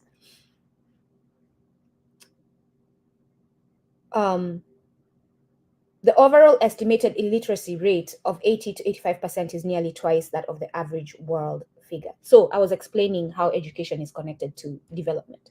So if we are not learning the skills to help our community, to serve our community, then we're not serving our community. Those needs are not being met, and therefore we are remaining underdeveloped. If there are not enough people who are being taught the skills to build our communities, that building is not happening, or it's happening at a very slow rate because there are only a few. And so that's how education is going to affect economic growth, progress. Let's call it progress, because economy is a capitalist term. So let's call it progress, right? Human progress, human development. Let's call it that. You learning the skills, the more African learn skills that are needed to build community, the better chance we have at building community. That's the importance of education. The imperialist whites use the above evidence to snicker at Africans for being illiterate natives. And they would argue that illiteracy is part of the vicious cycle of poverty, circle of poverty. Yet, the same people boast proudly that they have educated Africa. Which one is which? It is difficult to see how they can have it both ways. If independent Africa is still without the benefits of modern education, as it is, then 75 years of colonial exploitation undoubtedly have something to do with the state of affairs. The absurdity is so much the greater when one contemplates how much Africa produced in that period and how much of that went to develop all aspects of European capitalist society, including their educational institutions. So Baba Rodney is saying the ridiculousness of that argument and them calling us illiterate and backwards is made even much more ridiculous when you look at how much the exploitation, the use of our resources, including us, our bodies, our labor, to build when you look at how they have built their economies using us. Cecil Rhodes could afford to leave a legacy of lavish scholarships to white students for study at Oxford University, having made a fortune from exploiting Africa and Africans. He was able to do what he did through exploiting us. Those Africans who had access to education were faced with certain qualitative problems. The quality was poor by prevailing European standards. The books, the methods of teaching, and the discipline were all brought to Africa in the 19th century. On the whole, colonial schools remained sublimely indifferent to the 20th century. So they did not improve their methods of teaching and what they were teaching as life continued. New ideas that were incorporated in the capitalist metropoles never reached the colonies. They did not advance their methods of education based on the need and based on the progress. In particular, the fantastic changes in science did not reach African classrooms, for there were few schools where science subjects were taught. Similarly, the evolution of higher technical education did not have any counterpart in colonial Africa. Excuse me. There were numerous absurdities in the transplantation of the version of European education into Africa. When the Demba children mentioned above went to school, they had no program of instruction relating to the plant life with which they would otherwise have familiarized themselves. Instead, they were taught about flowers and about European roses and that, because they were made to grow them. Dr. Koli Busia some years ago made the following admission. At the end of my first year at secondary school, Mfantsiprin, Cape Coast, Ghana, I went home to Wenchi for the Christmas vacation. I had not been home for 4 years, and on that visit, I became painfully aware of my isolation. I understood our community far less than the boys of my own age who had never been to school. Over the years, as I went through college and university, I felt increasingly that the education I received taught me more and more about Europe and less about my society. So you can imagine an African child in Africa, meant to help Africa, being taught about the outside world, going home where they're meant to help that community and not being able to connect with them, and finding that they're so detached from them, they're isolated. So they're dysfunctional. That is what that education did. So it miseducated us. Eventually, Busia knew so little about African society that he proposed that independent Africans should dialogue with the fascist, racist white minority that maintains apartheid in South Africa. Some of the contradictions between the content of colonial education and the reality of Africa were really incongruous. On a hot afternoon in some tropical African school, a class of black shining faces would listen to their geography lesson on the seasons of the year. Like, what the hell are you teaching African children about spring and winter and summer and autumn? They would learn about the Alps and the river Rhine, but nothing about the Atlas Mountains of North Africa or the river Zambezi. If those students were in a British colony, they would dutifully write that we defeated the Spanish Armada in 19. That's why you all can call yourself we when you're referring to these imperialists. I used to, but now I'm not anymore because I know better. If those students were in a British colony, they would dutifully write that we defeated the Spanish Armada in 1588. At a time when Hawkins was stealing Africans and being knighted by Queen Elizabeth I for so doing. If they were in a French colony, they would learn that the Gauls, our ancestors, had blue eyes. Your ancestors? And they would be convinced that Napoleon was our greatest general. The same Napoleon who instituted meant, I wish I had read this before I went to school. Now this is now fantasy. This is me now wanting to indulge in pettiness, right? I wish I had read this. I wish I knew this before I went to school. I would have made some white teacher's life miserable and enjoyed every minute of it. The same Napoleon who reinstituted slavery in the Caribbean island of Guadeloupe and was only prevented from doing the same in Haiti because his forces were defeated by an even greater strategist and tactician, the African Toussaint Louverture.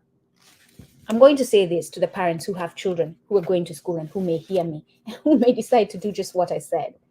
When your child is sent home and you hear, oh, they're not paying attention, they're refusing to listen. There's a reason why your African child is not paying attention in a Western style education. There's a reason why your African child is heckling in Western education, especially if at home you're blackity black African. Because they're going there and they're not seeing themselves and they're rejecting it, which they should. So we need to change how we approach our children when we are told they are acting up in these Western spaces.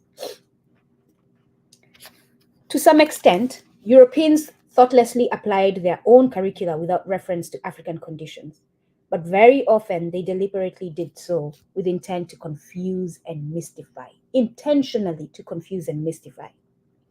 As late as 1949, a principal education officer in Tanganyika carefully outlined that the Africans of that colony should be bombarded in primary school with propaganda about the British royal family. And if you all don't think that revolution means us creating a counter propaganda machine, think again. I'm going to do that as much as my power allows me to. The theme of the British king as father should be stressed. Oh, that just reminded me.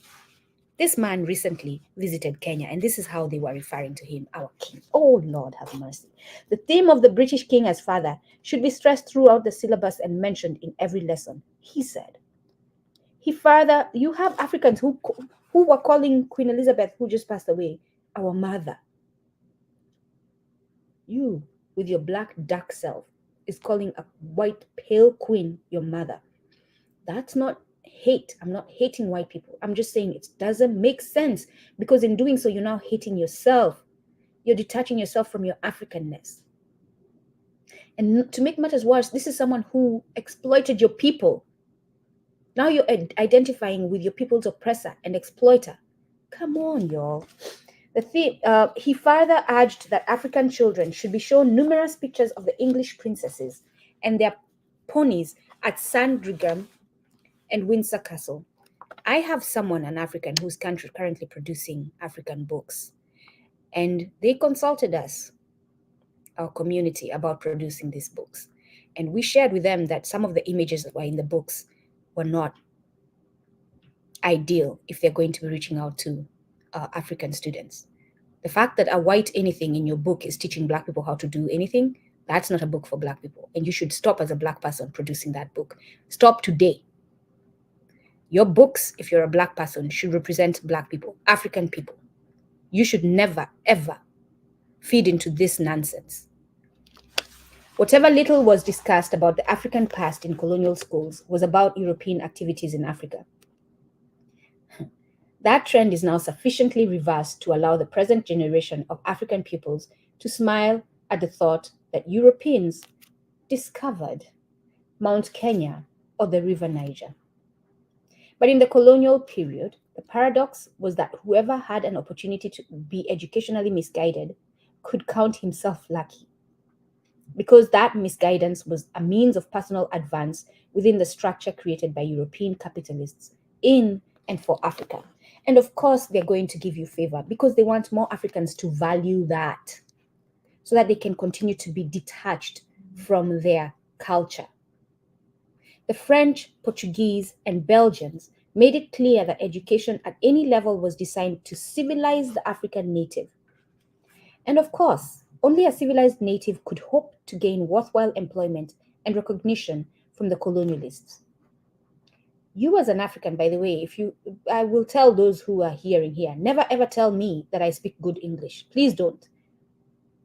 Because I don't always have the strength to not respond back in an appropriate way. And it will be appropriate.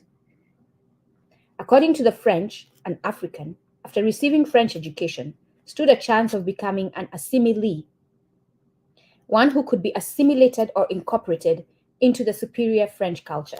I remember when I first came to the US, we're going to assimilate to the US. We're going to assimilate to the US culture. We'll talk about that as immigrants. We don't even realize the harm in it. The Portuguese used the word assimilado, which means exactly the same. And Portuguese colonial law distinguished sharply between a native and an assimilado. The latter was sometimes called a civilizado because of being able to read and write Portuguese. They do this to this day. Black people, you know you're looked down on when you sound black. You know what I'm talking about.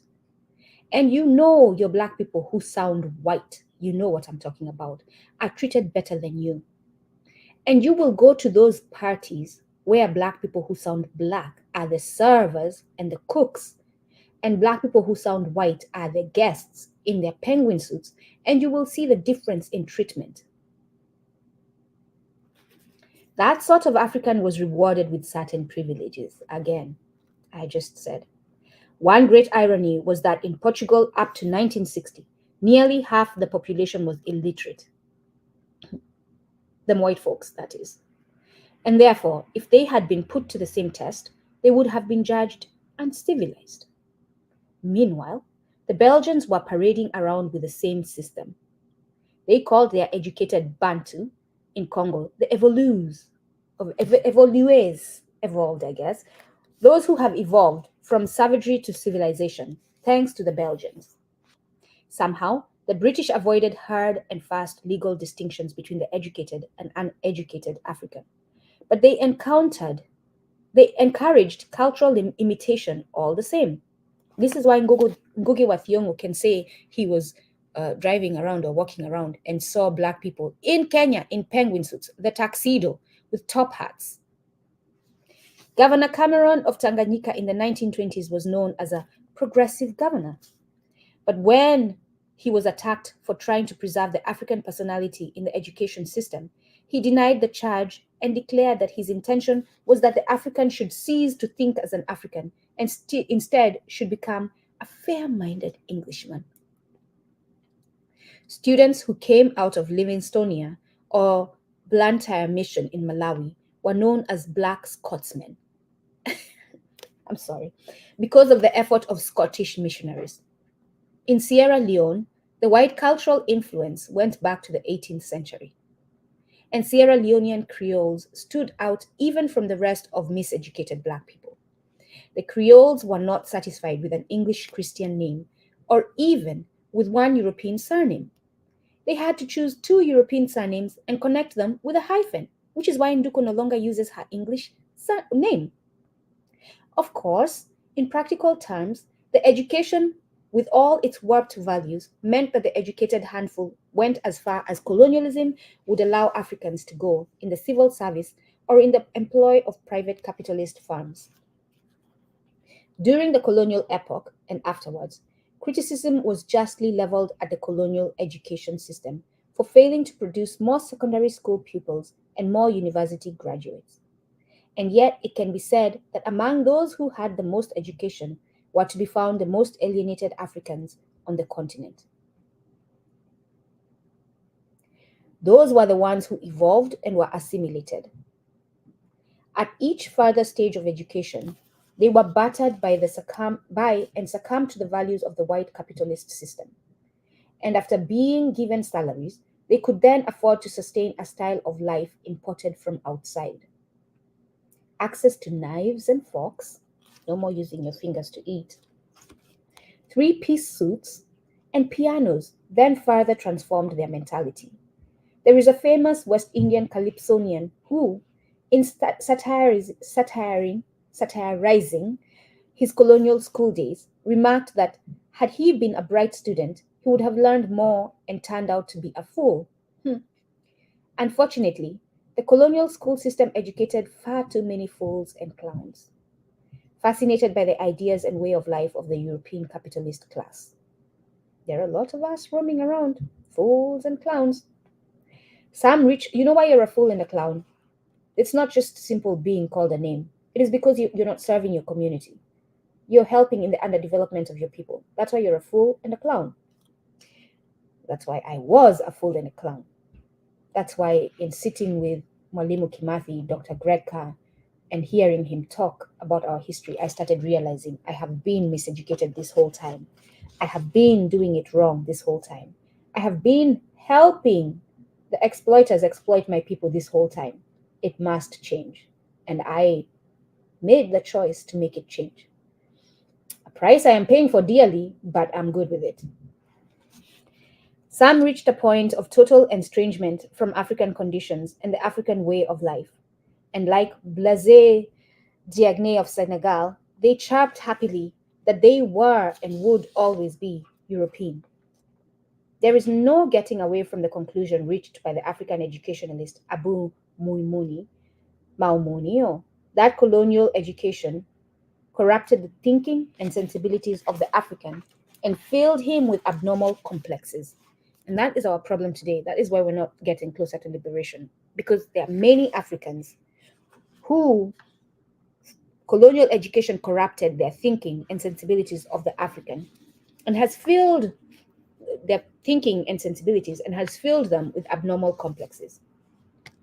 It followed that those who were Europeanized were to the extent de-Africanized. Hold on real quick. Let me see whether we can finish this today. What time is it?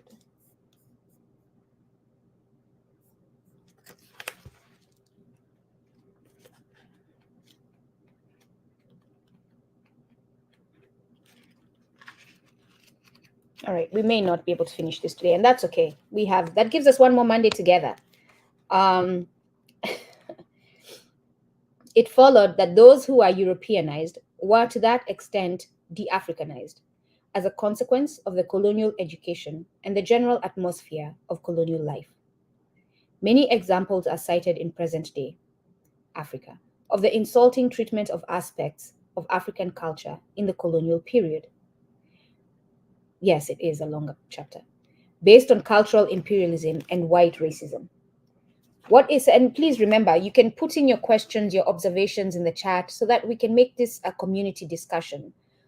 Suggestions on, you know what, actually, I suggested that we write reviews, but maybe the Monday after we finish, we can have an open discussion about what we learned. And I'll open it up to the chat for you to bring, you know what, you can please submit your observations to kumbukeni1@gmail.com, right? So that I know whether we're going to have, depending on what the response we get, whether we'll have a Monday of discussing what we have observed.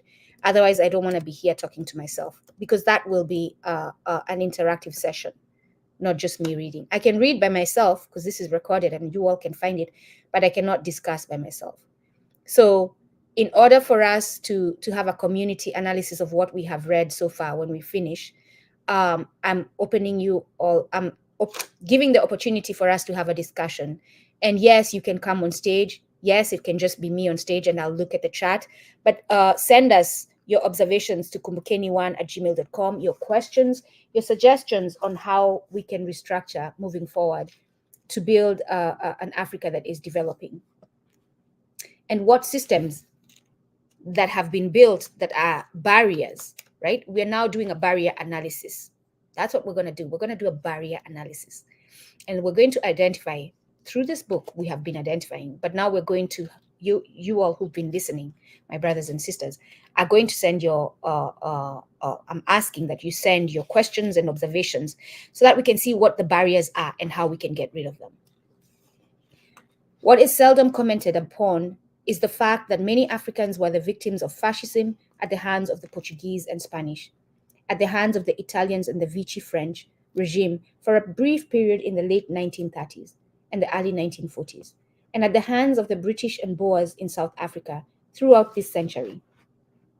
And I'm going to say, by the way, to those of you who, I'm pausing quickly because I mentioned kumbukeni1@gmail.com and remembered that we started our journalism sessions, we're calling them journalism conversations, last week with Milton Alimadi leading those classes, those sessions. And if you want to participate, please send us an email and we will, actually, you need to join our Patreon. The lowest membership is $3. You can join at $3. You can also sponsor. We have someone in the community who is sponsoring 6 students from the continent. We thank you very much. You can sponsor students, and they can attend and learn how to critically analyze these Western media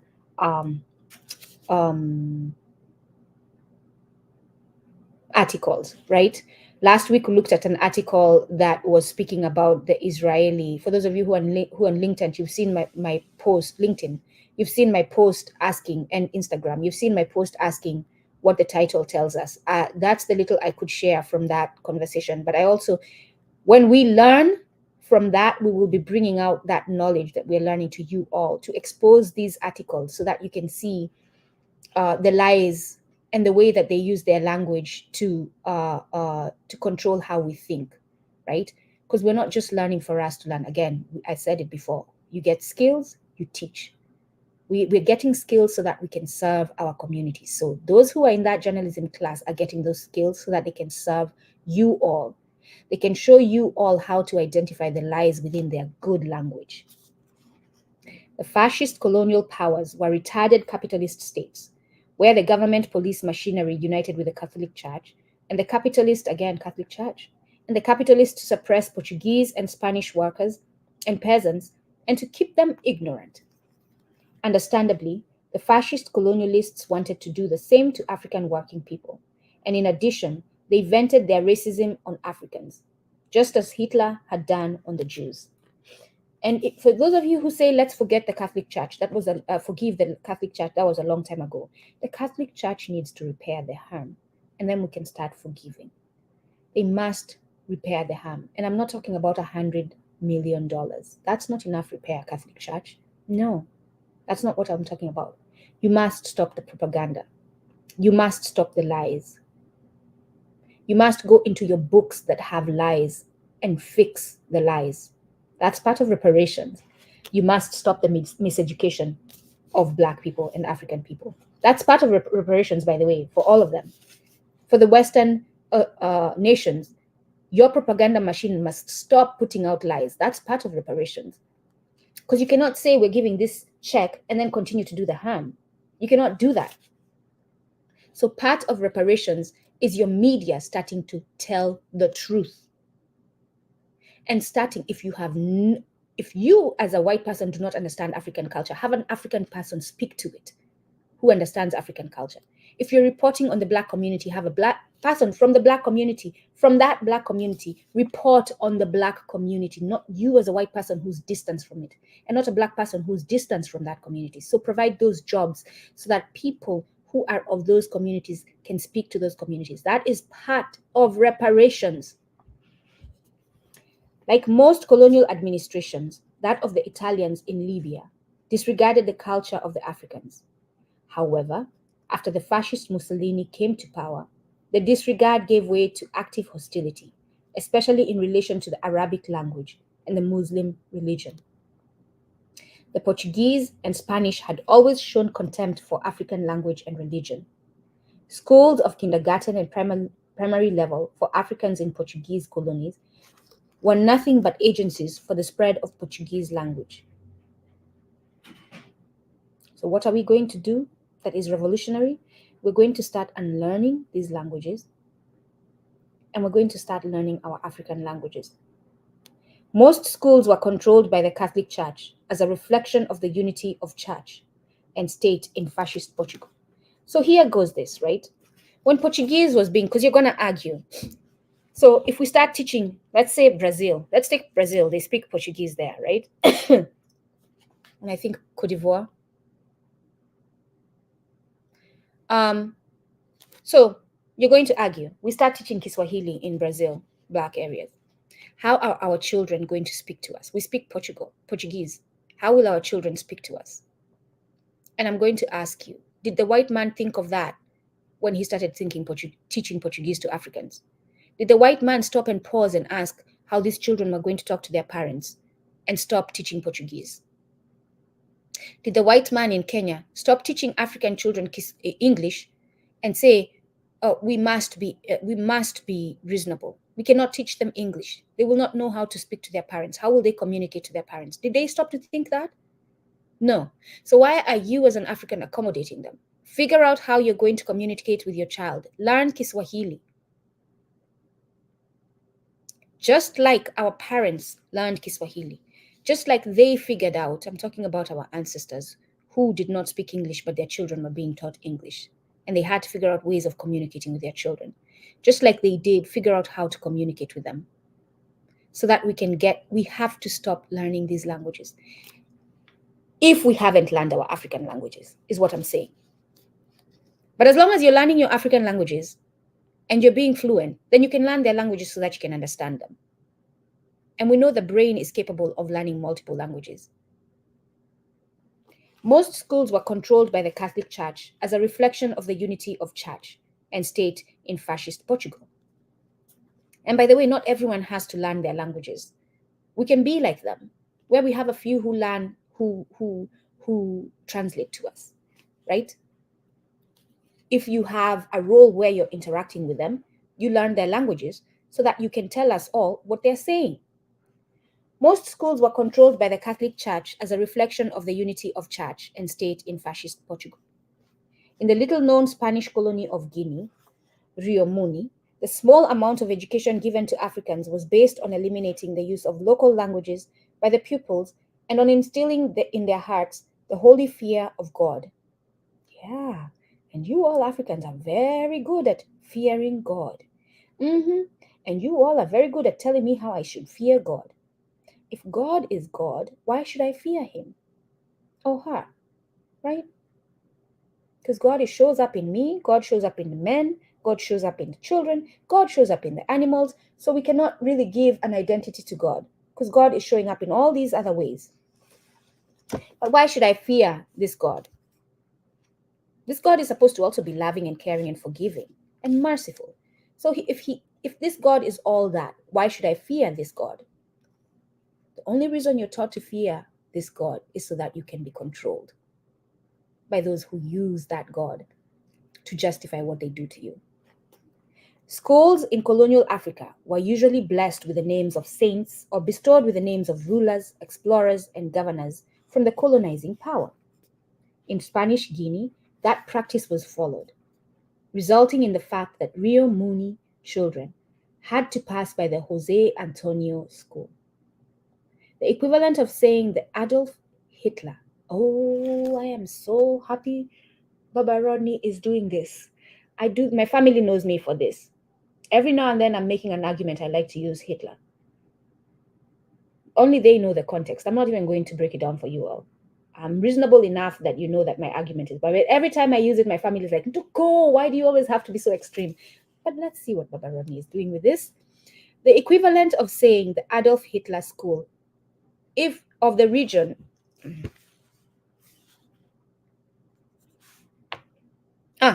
okay, sorry about that. The equivalent of saying the Adolf Hitler School if the region were German, for the school was named in honor of Jose Antonio, the founder of the Spanish Fascist Party. Another aspect, Asante sana Mwatagarai, have a nice day. Another aspect of the colonial educational and cultural patterns which needs investigation in the manner in which European racism and contempt was expressed not only by hostility to African culture, but by paternalism and by praise of negative and static social features. There were many colonialists who wished to preserve in perpetuity everything that was African, if it appeared quaint or intriguing to them. Such persons merely succeeded in cutting African life off from the potentially beneficial aspects of the international world. An excellent example is, but now how they're doing that. You all know now that Kiswahili there's a international Kiswahili Day. They have decided that, oh, Kiswahili is looking pretty to us. Now we can include it in the world. International Kiswahili Day.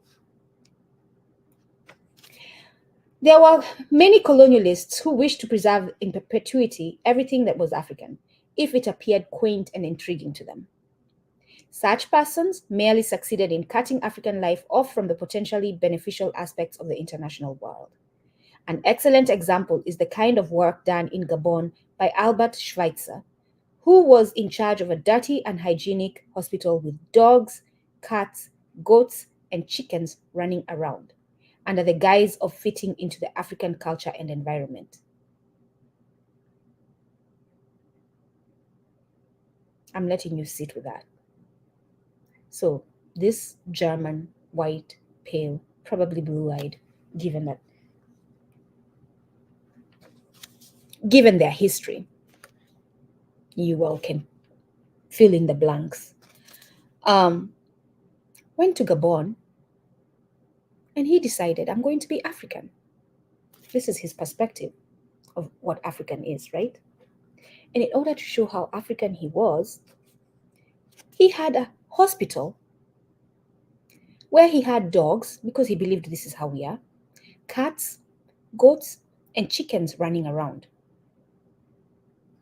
in the hospital. You all know, those of you who are African, and I'm talking about those of you who have grown. I'm not talking about those of you who have dogs in your house. You're not African, you're Western. You're an African, a Westernized African if you have a dog running around in your house and you sitting with it on the couch. Your life, do it if that's what you want to do. I'm just explaining how we lived before, how we Africans lived. And I'm just explaining to you that that thing of having your dog sitting with you on the couch is a Western culture thing. It's not African. So we growing up, my grandma made it very clear the dog is not to come into the kitchen. The dog stays out.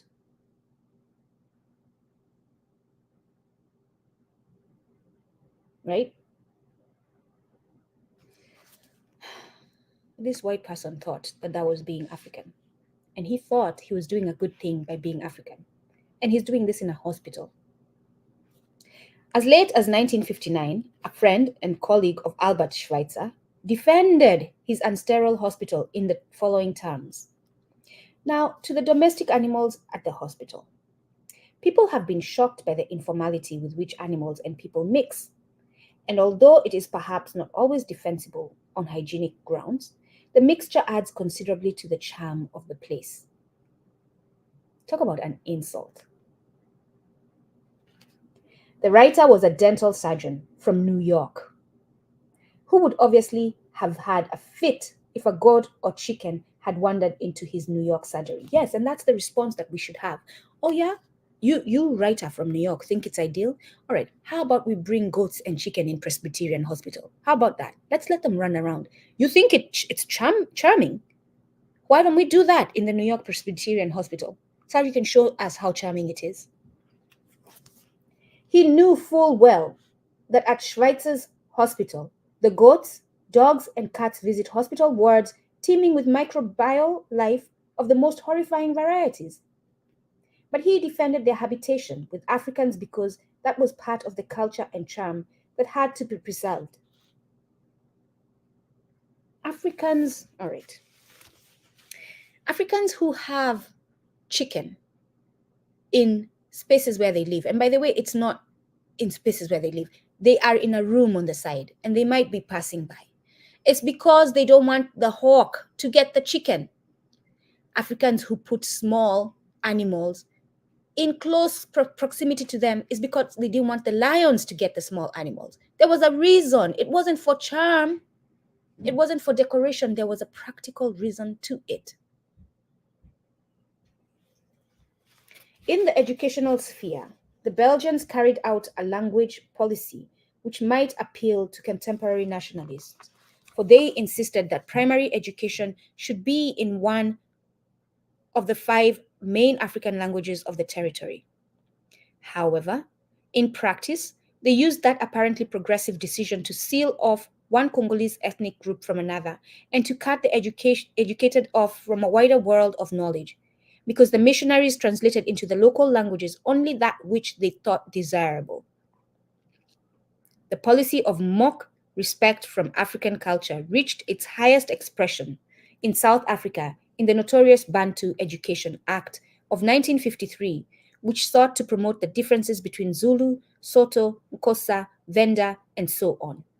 Differences which were part of an early stage of development and which would have been transcended if there were no European intervention, and if under white rule, specific steps were not taken to maintain the anachronistic tribal entities.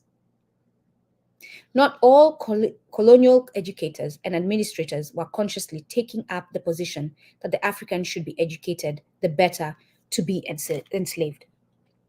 On the contrary, most of them thought that they were doing Africans a great favor.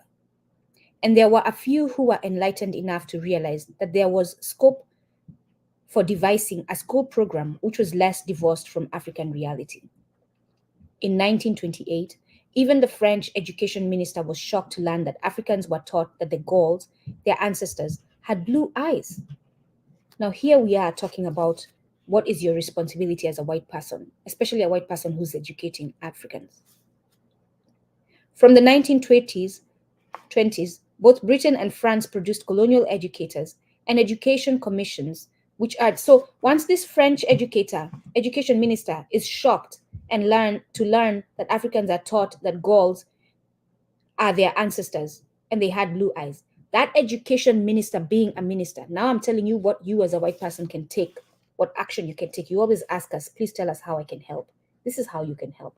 Once you realize that something is being done to marginalize, miseducate, subjugate African people, you now must take action to end that thing. So this French education minister should have immediately changed the curriculum to take away that type of teaching. From the 1920s, both Britain and France produced colonial educators and education commissions which urged greater relevance of teaching programs in Africa. They also put forward suggestions such as the use of local languages in primary schools, more education for girls, and an end to the white-collar orientation of schooling. However, the seemingly progressive nature of those recommendations could not change the fact that colonial education was an instrument to serve the European capitalist class in its exploitation of Africa. Whatever colonial educators thought or did could not change that basic fact. To recommend, I read that a little fast. Let me slowly read that sentence. However, the seemingly progressive nature of those recommendations could not change. I'll go from the recommendations. They also put forward suggestions such as the use of local languages in primary schools, more education for girls, and an end to the white-collar orientation of schooling. I will tell you, having been schooled in Africa, how that looks like. In most schools, Kiswahili was that local language. However, the seemingly progressive nature of those recommendations, it seemed progressive, right? Could not change the fact that colonial education was an instrument to serve the European capitalist class in its exploitation of Africa, despite them giving us that little break of allowing us to speak our languages, mostly Kiswahili. They were still exploiting us. So as much as it seemed they were doing good for us, they weren't. They were not. And this happens today. There's different levels of this. You have AGOA, which seems to be helping us. But through AGOA, you were exploited. Why am I saying through AGOA, you were exploited? Let me get what the acronym AGOA means quickly so that I stop calling it. I hate when people use acronyms and they don't. I dislike when people use acronyms and they don't explain to people what the acronym stands for. Not everyone knows what AGOA is. And therefore, let Nduku get the African Growth and Opportunity Act, right? Introduced by the United States of America because they feel like they are the leaders of the world, self-appointed leaders of the world. And we are going along. It's a cornerstone of US economic engagement with the countries of sub-Saharan Africa. So AGOA is something that was brought about by the US as a way for how they're going to do trade with Africa. And we thought when it was brought about that the US is such a nice partner. They're doing such good for Africa. Look at this. But AGOA is also used to exploit you. Through AGOA, a lot of white companies are getting access in Africa. A lot of them are exploiting you. A lot of them are underpaying you. A lot of them are mistreating you. Through AGOA, in 2016, Kenya, Rwanda, Tanzania, Uganda, I'm not sure if Burundi was part of it, but they wanted to ban secondhand clothing.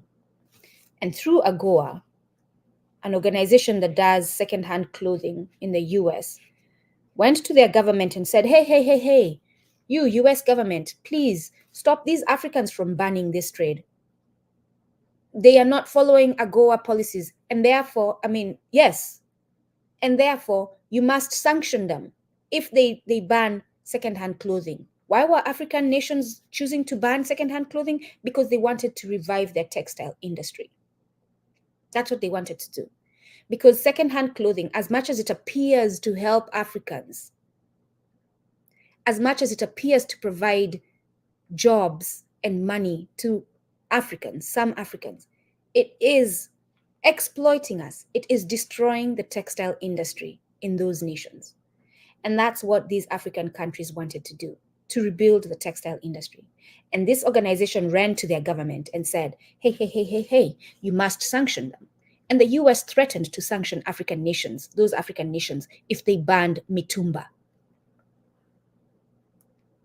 Now, if this was truly free trade, right? If this was truly let everyone trade, they would have said, okay, we'll continue selling mitumba. You bring back, you know what? No. Yes, ban it. Bring back your textile industry. You have many other places where you're sending that. You're not just sending it to those countries. Or sit with them and negotiate. Why don't we do this? We will reduce the mitumba by a certain percentage.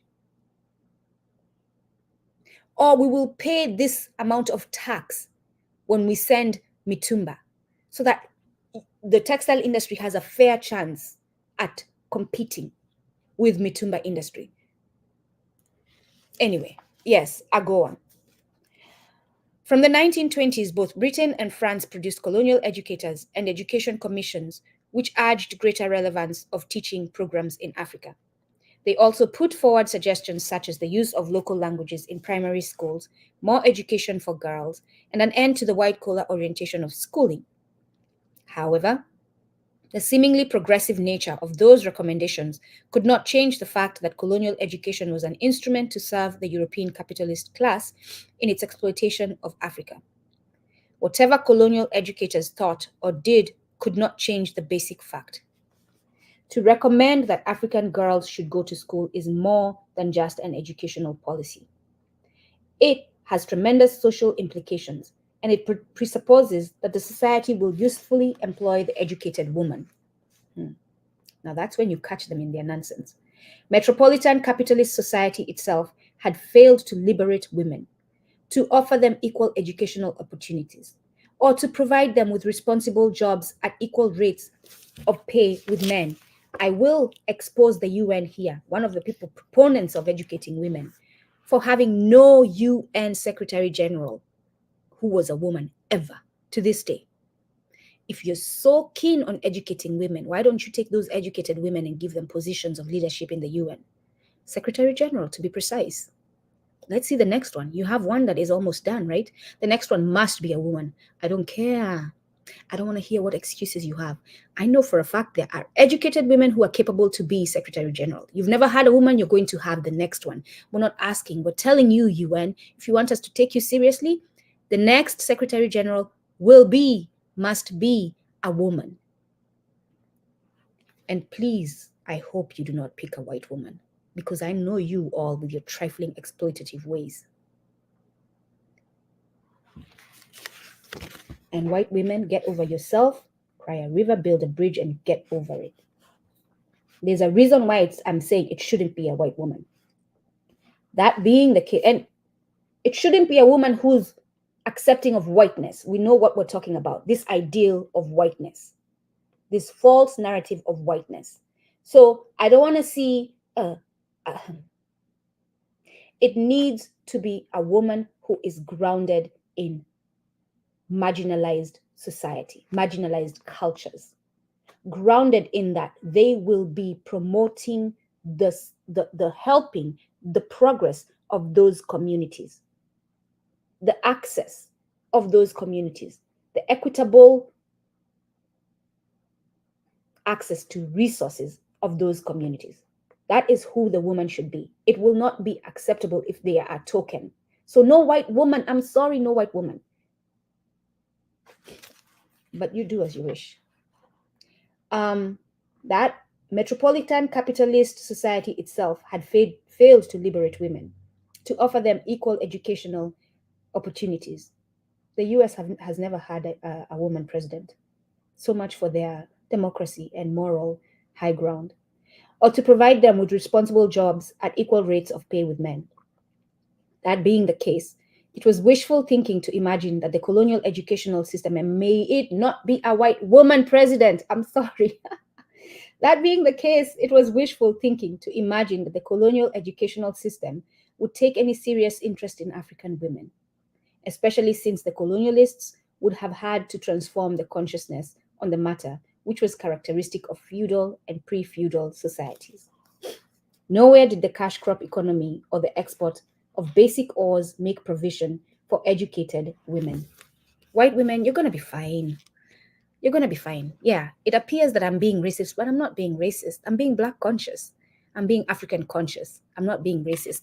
You have been privileged for a long time. You've been given access, even through our own policies created for marginalized groups.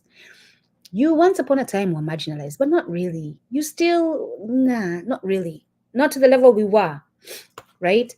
And guess what? It being a Black woman is not going to mean that you are disadvantaged. That Black woman will make sure that you are taken care of as a white woman, but it cannot be you, because you are accepting of a culture that sees us as other. So it cannot be you, I'm sorry. As in the capitalist metropoles, it was assumed that the civil service was for men. Therefore, the extremely limited employment sector in the colonies had nothing to offer educated women, and modern education remained a luxury with which few African women came into contact.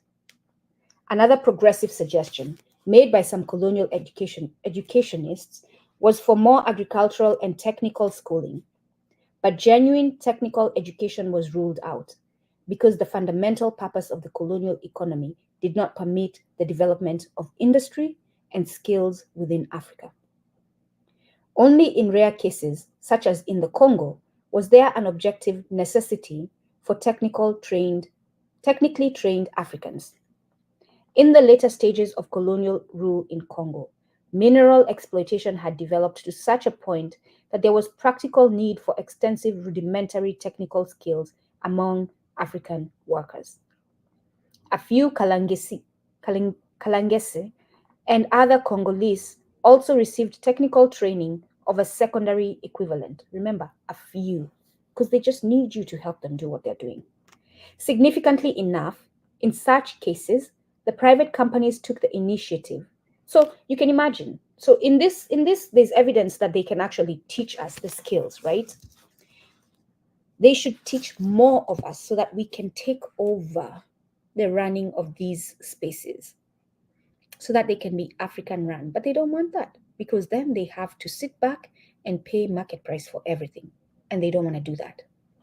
Significantly enough, in such cases, the private companies took the initiative since their profits were at stake, and the technical schools were extensions of their production processes. Yes, the schools are in order for them to produce more. However, for the most part, whatever skilled jobs needed to be done within the restricted field of mining and industry in Africa were met by the importation of Europeans. Expatriates? Someone? I saw a video recently of a Kenyan club, and I did ask the individual, they know themselves if they ever hear this video, why are there so many white people? I tell you, he was the only Black man I saw, and maybe the one who was taking his video. White people. Agriculture in Kenya, agriculture was not carried on as a scientific industry, as in Scandinavia or New Zealand, where whites were farming on an intensive capitalist basis. As noted earlier, the production of cash crops in Africa was stimulated by the minimum expenditure on the part of Europeans, and with no infusion of new technology. Let me see how far we'll go with this and where we will stop and where we can take it from next week. I will see if we can go all the way to development by contradiction. That's what we'll do. We'll go all the way that way we're starting from a decent place. Therefore, when the educational advisors suggested agricultural education relevant to African needs, this meant no addition to African knowledge. In many colonial schools, agriculture became an apology for a subject. It was part of the drudgery of the institution. The teachers received no agricultural education, and therefore they could not teach anything scientific. I told you there's a problem of teacher shortage in Africa, skilled teachers. Children acquired nothing but distaste for the heavy labor of shamba work. I remember being a child not wanting to go work in the shamba. Now I cannot wait to go work in the shamba. And in fact, it was used as a form of punishment. Yeah, we in my high school, when I was one of those people who was always on the punishment list. So during the week, the prefects, the monitors, would write names of those who violated the policies, right? If you talked in class during study time, if you showed up late for breakfast, if you did not make your bed nicely, those were the things. I was always on that list. On Saturday, your name is called, and I'm not saying it proudly, I'm just trying to explain. My African self was trying to fight this system. Your name was called, and in the afternoon for 2 hours, you spent that time out cutting grass, cleaning the latrines, those things, right? So we associated those things that help us with punishment, and therefore we didn't want to do them. Early educational commissions also accorded high priority to religious and moral flavoring of instruction, something that was disappearing in Europe. Yeah, we even went to harvest, things like that, weeding the garden. You were assigned different things. The role of the Christian church in the educational process obviously needs special attention. If you are a fragile Christian, walk away. This is your chance. Walk away. I'm giving you a minute to just get off if you're a fragile Christian. If you're a Christian who wants to understand why things are the way they are, and who wants Africa to develop, and who wants to uphold African culture, you can stay on. All right, they have left.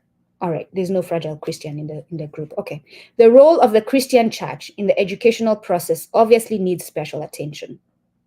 The Christian missionaries were as much part of the colonizing forces as were the explorers, traders, and soldiers. There may be room for arguing whether in a given colony the missionaries brought the other colonialists' forces or vice versa. Who brought who? The chicken or the egg that came first? But there is no doubting the fact, no doubt in the fact that missionaries were agents of colonialism in the practical sense, whether or not they saw themselves in that light. So whether or not, let me remember the father, Father McGovern, that's one of the fathers, Irish father, a priest. That's why they're called fathers, right? I'm putting in quotes, Father McGovern. Whether or not Father McGovern, who came to my people's land, knew that he was a colonial agent of colonialism, he was an agent of colonialism. The imperialist adventurer, Sir Henry Johnston, disliked missionaries, but he conceded in praise of them that, so even their own people, the colonialists disliked them, but they saw the need for them in what they were doing. He considered, Sir Henry Johnston, each mission station is an exercise of colonization. So your churches are exercises of colonization. What are you as Africans going to do to change that system of religion to help you serve? That's the goal. I'm going to make it very simple. To help you serve your African community. That's what we want. We want you Africans to be better equipped to serve your African communities. I'm going to make it very simple today. Why are we doing this? We're not doing it to be racist to white people. We're not doing it to hate white people. We're doing it to equip Africans to better serve African society and the African community so that we can develop, so that we can live well, so that we can have good health, so that we can be educated with skills to continue this for generations to come. That's why we're doing this. So how are you, if you want to defend your Catholic and your Protestant and your Baptist and whatever other religion, and Muslim, let's not forget that one. That one is not getting away. If you want to defend them, what are you doing to serve African communities? In Europe, the church had long held a monopoly over schooling from feudal times right into the capitalist era. By the late 19th century, the situation was changing in Europe.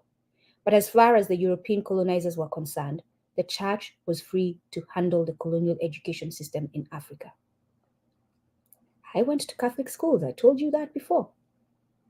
The strengths and weaknesses of that schooling were very much to be attributed to the church. Both inside and outside church and school, the personnel of the church were instrumental in setting values during the colonial epoch. They taught an ethic of human relations that in itself could appeal to the finer instincts of Africans, just as it had previously stirred other Europeans. Of course, there was a huge gap between European conduct and the Christian principles with which they were associated, and on the part of the Africans. It was also true that motives for accepting Christianity often had nothing to do with the content of the religion. Indeed, the church was a source of education. As a source of education, was probably more attractive to many converts than the church as a dispenser of religion. So, they used education to bring you in. I remember in high school, I was very involved in arts, in plays, in music, and all that. And at one point, because we had to go to church, we had no choice. We had to go to church. It's a Catholic school. And so I wanted to introduce drums in our music that we were doing in church. And I remember the two nuns. At that time, we had the leaders for my school were German nuns. Yeah, I know some of my alumni friends are very protective of these nuns. I get it. Get over yourself again. Build a bridge and get over it. Cry a river, build a bridge and get over it. They were still German white nuns. Doesn't take the fact from it. Doesn't matter how you connected with them. We're talking about the general effect of them on the society. And they refused me from playing drums. I suggested that we play drums, African drums, with our music in an African church, predominantly African church. So a system of music that is our culture. Only two nuns refused it. Majority African community. And I could do nothing about it. Because to do something about it was meant to be kicked out of the school, meant me being sent home, meant me not getting education, meant me not having access to jobs, meant me not having access to an income. Whatever the church taught in any capacity may be considered as a contribution to formal and informal education in colonial Africa, and its teachings must be placed within a social context. The church's role was primarily to preserve the social relations of colonialism as an extension of the role it played in preserving the social relations of capitalism in Europe. Therefore, the Christian church stressed humility. This is something we were taught every day in school. No joke, this is my life. Stressed humility, docility, and acceptance. Ever since the days of slavery in the West Indies, the church had been brought in on condition that it should not excite the African slaves with doctrines of equality before God. In those days, They taught slaves to sing that all things were bright and beautiful. All things bright and beautiful. You know that song. And that the slave master in his castle was to be accepted as God's work, just like the slave living in a miserable hovel and working 20 hours per day under the whip. Sounds like we just went to church, right? We did. Similarly, in colonial Africa, churches could be relied upon to preach turning the other cheek in the face of exploitation. And they drove home the message that everything would be right in the next world. And if you all think that has changed, think about corporate America. Think about me sitting in that conference room telling these white executives that their organization is built on racist foundations. Think about the Black in the room with me telling me, you are abrasive, you're tactless. We have a different way of doing this. These things are important to talk about, but we have a different way of doing it.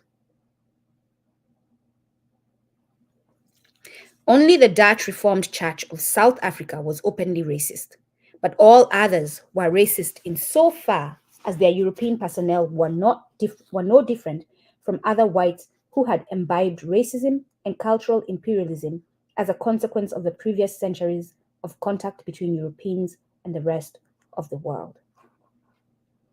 In serving colonialism, the church often took up the role of arbiter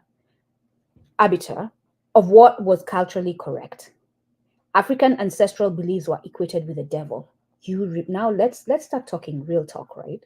Who was Black anyway? And it took a very long time before some European churchmen accepted prevailing African beliefs as constituting religion rather than mere witchcraft and magic. However, in its hostility towards African cultural and religious manifestations, the Christian church did perform certain progressive tasks.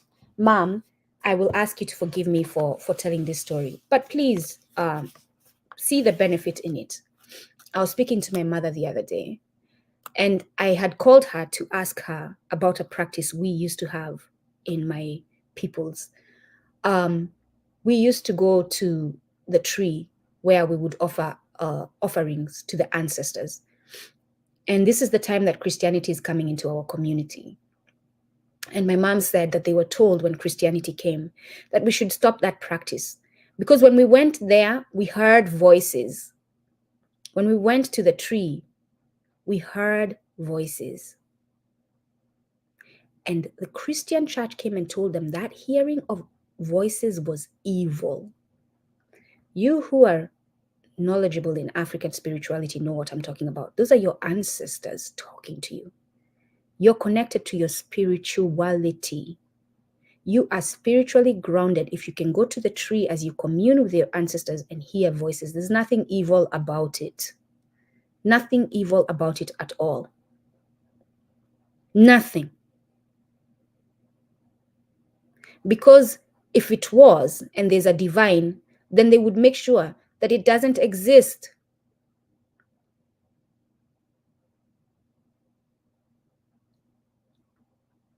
So that's one example that actually is not too far removed from my current self.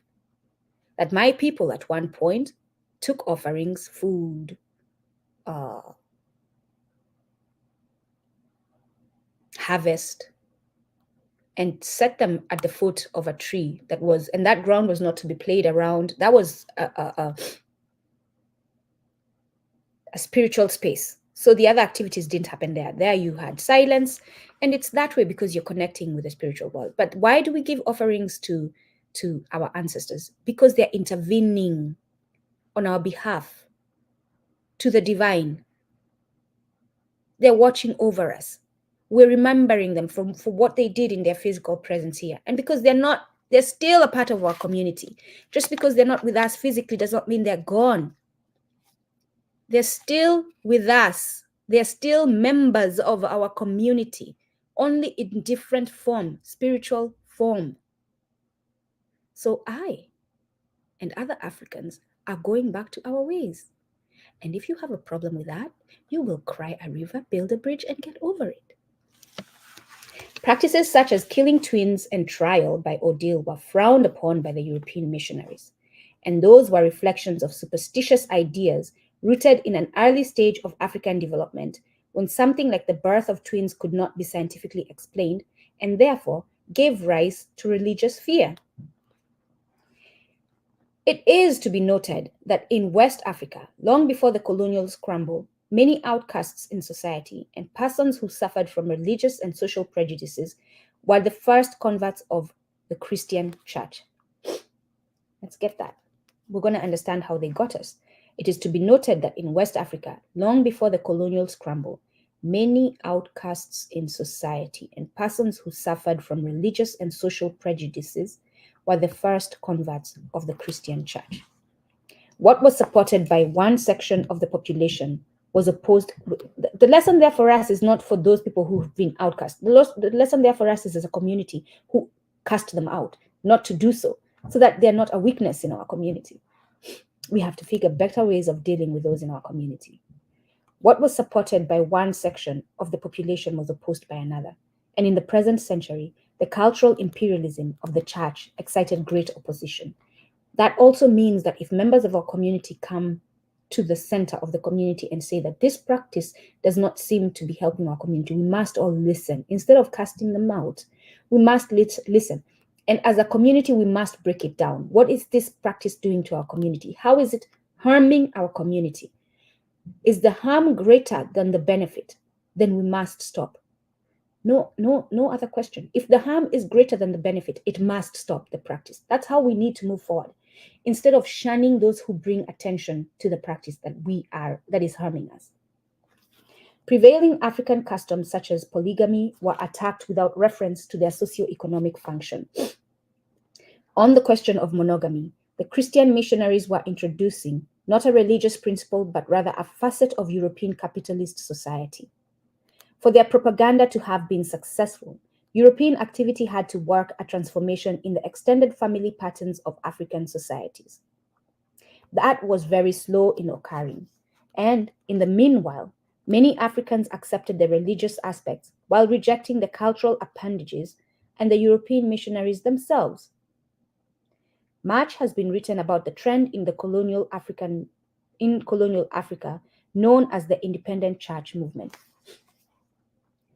It was a trend in which thousands of African Christians participated in by breaking away from European churches, especially Protestant churches, and setting up their own places of worship under Christian African leadership. So even Africans are resisting this nonsense. The motives were varied. Some independent churches were highly nationalistic, like that established by John Chilembwe, who led an armed nationalist uprising in Nyasaland, Malawi, in 1917. Others developed as a response of those Africans aspiring to be priests or pastors to the discrimination practiced against them by white missionaries. So a lot of them were selfish, is what Rodney is telling us. One constant factor was disgust with the way that Europeans forced Africans to identify as Europeans. I am glad to hear my people resisted. Aren't you glad to hear your people resisted? Revolting against that concept, one Zulu independent church put the question to the local population: are you a Jew or a Zulu? Were you there when they crucified the Lord? Nevertheless, many Africans came to accept the dehumanizing principle of alienation from self. African identification with Europeans, be they Gentile or Jew, was a pillar of the informal education of the colonial epoch. In the final analysis, perhaps the most important principle of colonial education was that of capitalist individualism. Individualism. You all have heard me talk about this before. Stop being individualistic. I don't want to hear how successful you are. I don't want to hear how you have had access. I don't want to hear how Jay-Z has had access. I don't want to hear about Tyler Perry. I don't want to hear about Oprah. I want to hear what Oprah is doing for the collective. I don't want to hear about your special black self sitting at the table by yourself talking about how well you're doing. I don't want to hear about the 10 in the organization. I don't want to hear about the 100 in among millions. I don't want to hear about that. I want to hear about the millions. What is the system doing for the millions? In the final analysis, perhaps the most important principle of colonial education was that of capitalist individualism. I agree with Baba Rodney. Let's sit with this one. I agree. Like many aspects of the superstructure of beliefs in a society, it had both its negative and positive sides, viewed historically. And like I said before, and Baba Rodney might mention it, when we look at practices that we bring to the table to be let go of, we must look at how much harm, how much benefit. If the harm outweighs the benefit, we must rid ourselves of the practices. Right now, the capitalist harm outweighs the benefits by so much. I don't know why we haven't gotten rid of it yet. The European bourgeoisie were progressive when they defended the individual from the excessive control of the father in the family and against the collective regulations of the church and feudal society. However, the capitalist system then went on to champion and protect the rights of the individual property owners against the rights of the mass of exploited workers and peasants. When capitalism had its impact on Africa in the colonial period, the idea of individualism was already in its reactionary phase. It was no longer serving to liberate the majority, but rather to enslave the majority for the benefit of a few. You home guards in Kenya, you know I'm talking to you. When individualism was applied to land, it meant that the notions of private ownership and the transfer of land through sale became prevalent in some parts of the continent. We must correct that. How are we going to correct that? We are going to start buying land as collectives. We are going to start owning land as collectives. I am currently in the process of organizing for us to buy land in Africa. Anywhere in Africa, we can. But we will do so as a collective. That land will belong to the community. And anyone in the community has access to that land, can use that land to help serve the community. And that is how we're changing that moving forward as Africans. If you think you're a revolutionary African, if you want to call yourself a revolutionary African, if you want to be an African who's walking towards liberation, you're no longer going to buy land by yourself. No more going to buy land alone and calling it your land. You're going to buy land with a collective and call it our land, our community's land. And your land will serve that community and other African communities. Much more widespread was the new understanding that individual labor should benefit the person concerned and not some wider collective, such as the clan or ethnic group. This is how you have people talking about, I've worked so hard for what I have, why should I give it away? That's the disease. Thus, the practice of collective labor and egalitarian social distribution gave way to accumulative tendencies. How many bank accounts do you have? How much more money do you need in those bank accounts?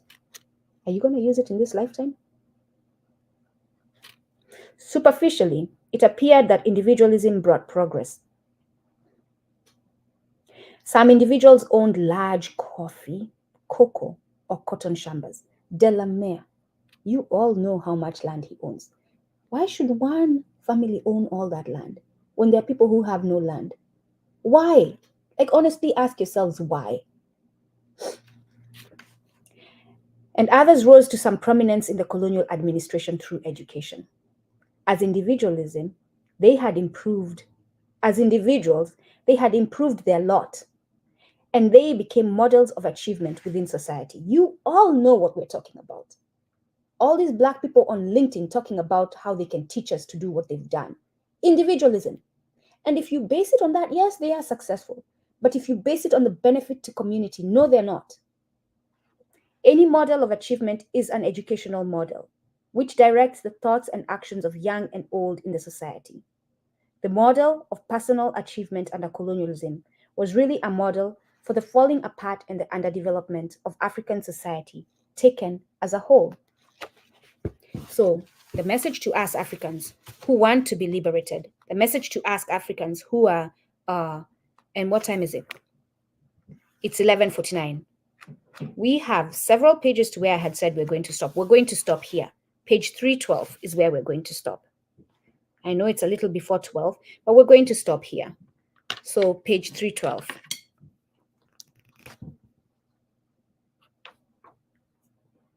The sentence starts with, it is a common myth. That's where we're going to. We're talking about the idea of individualism, right?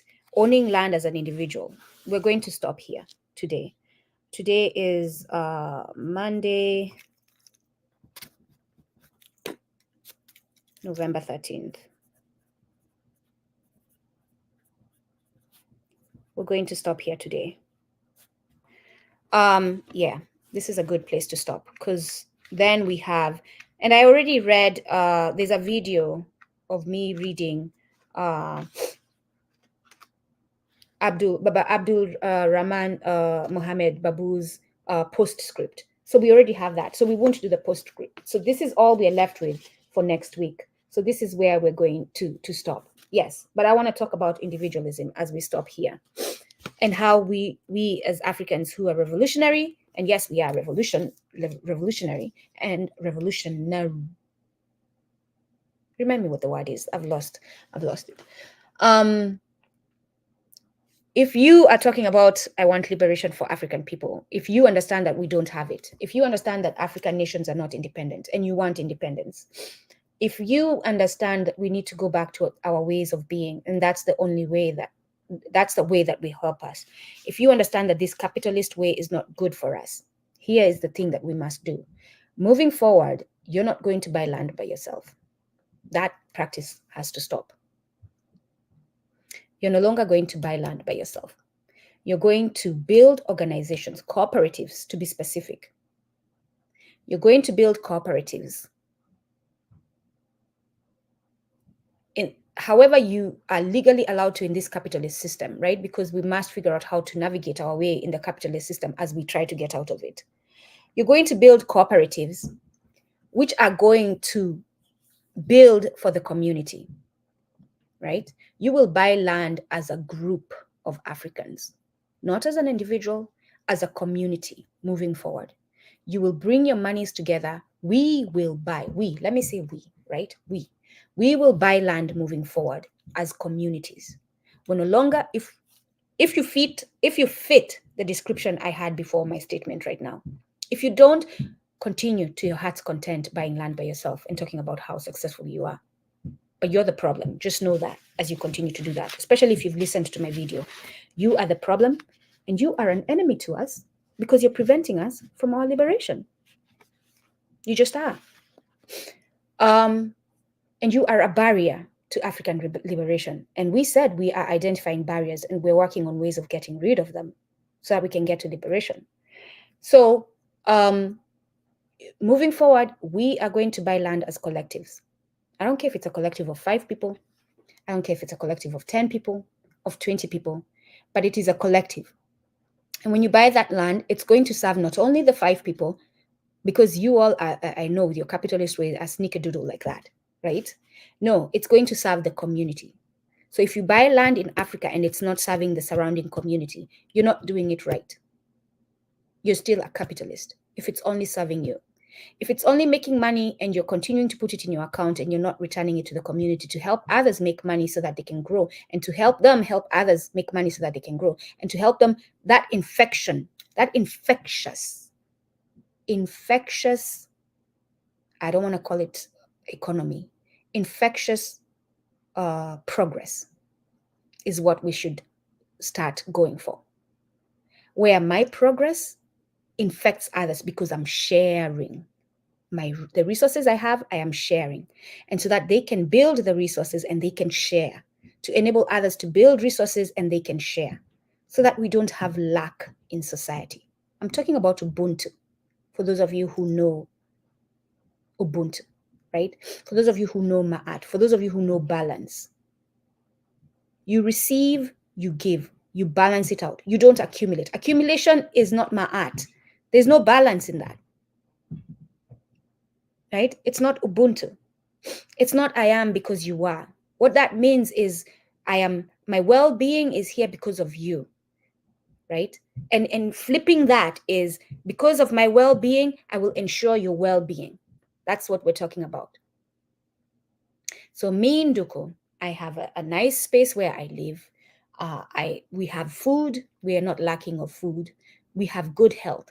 Once the money that we're making gives that, the rest we're going to put in the community. How does that look in a community that you are organizing?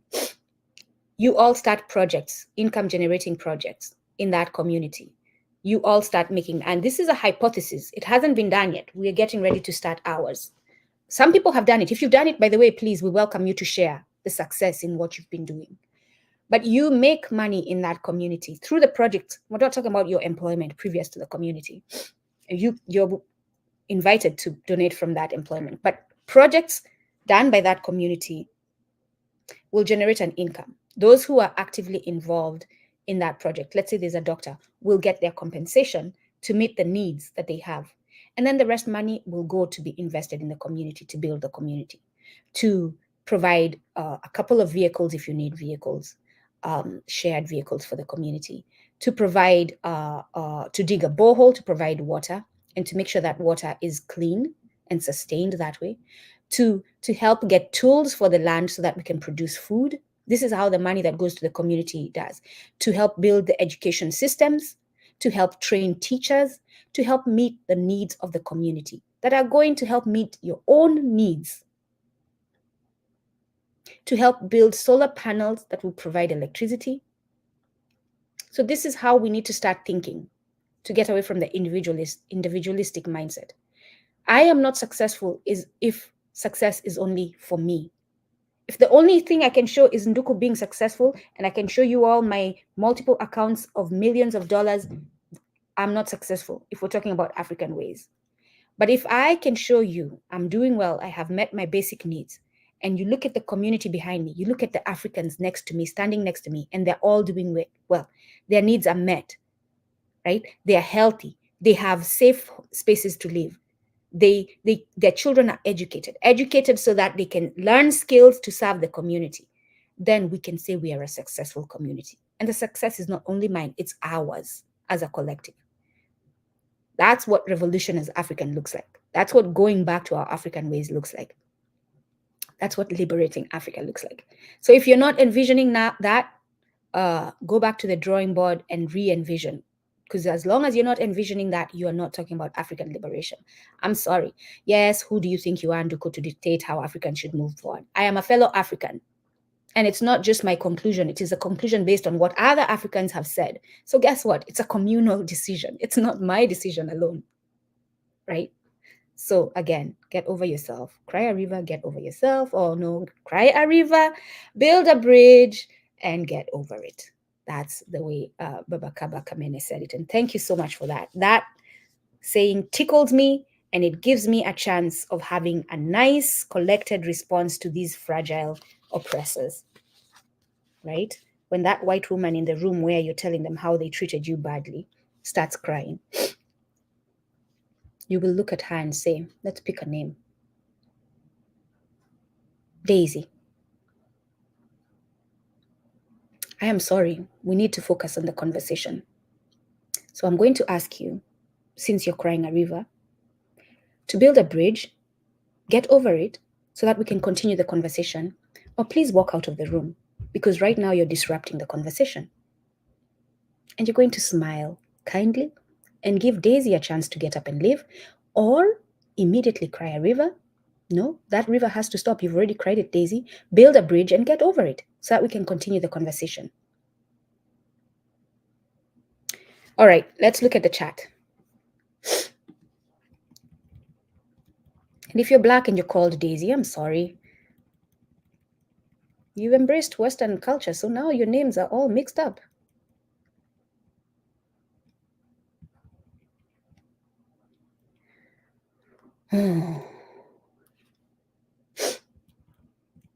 So we shared a few links. I shared the Lloyds of London article. Apparently, Lloyds of London have sat and they've seen that they're going to pay us $76 million to make up for the harm that they did during the enslavement of Africans. We're saying no, thank you. We are not accepting that offer, Lloyds. Take it back to the drawing board, and this time make sure you come to us to ask us what we want. And the Catholic Church as well, the Church of England, that 100 million, no, thank you. You, by the way, let's let you know right now officially, through me, my African people are telling you you've not done anything. We do not accept it. So you have not been, you're not considered as someone who has done something to repair the harm. You're still a colonialist exploiter to us. You're not forgiven if that's what you're seeking. One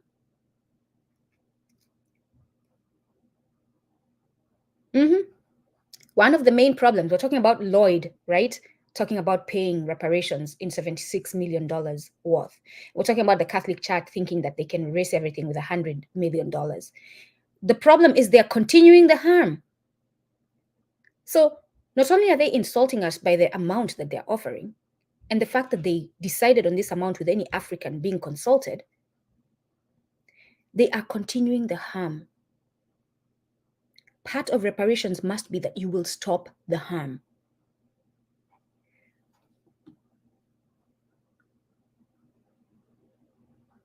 Yeah. Those who are working for Lloyd, they still are being exploited. So how are you, Lloyd, treating Black people who are working for you? What salaries are you allowing them to reach? What levels? Are you providing them training as much as you're providing the white people working for you?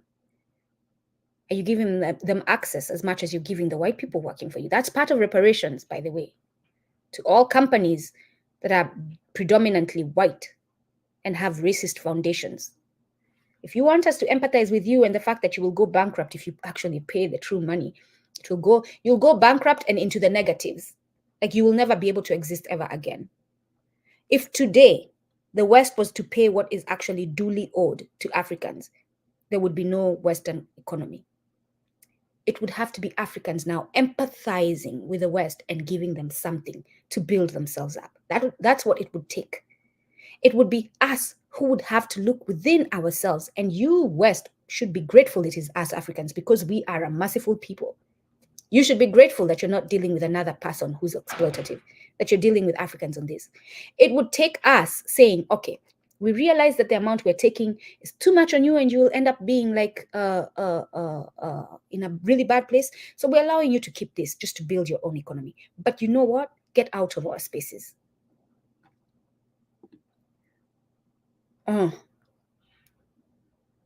Yeah, New York is one of the most expensive states. This is in reference to what I had shown about the federal government's salary table that shows the GS1, and that some people in New York, that's the New York salary table, are being paid 28, a little less than 29,000 a year.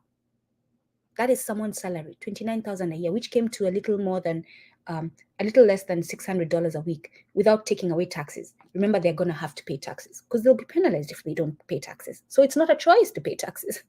They have to pay taxes. So that's being taken out of that $600. They need health insurance because in the US, it's not free. It's not free access to health for everyone. No, you have to pay for it. So they will have to pay for that. And usually that is like $600 a month.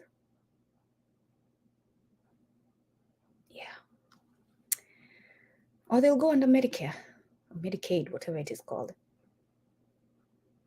Yep, these companies are always failing audits. Why? Because they don't. Yeah, it's true.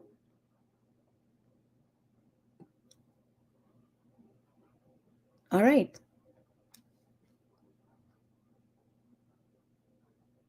Yes, individual ownership or title doesn't exist in Africana community structures. No, it doesn't.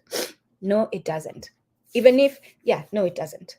And this is why you see in the past a lot of African communities built within a compound together. Like the father had a house, the eldest son had a house, the other son had a house, and they continued. And in Maasai culture, I believe when the compound was too full, the one son had to move to the next space and start building another. So it was communal always. And we did well back then. So I, for one, I'm going to be going back to that way of doing things.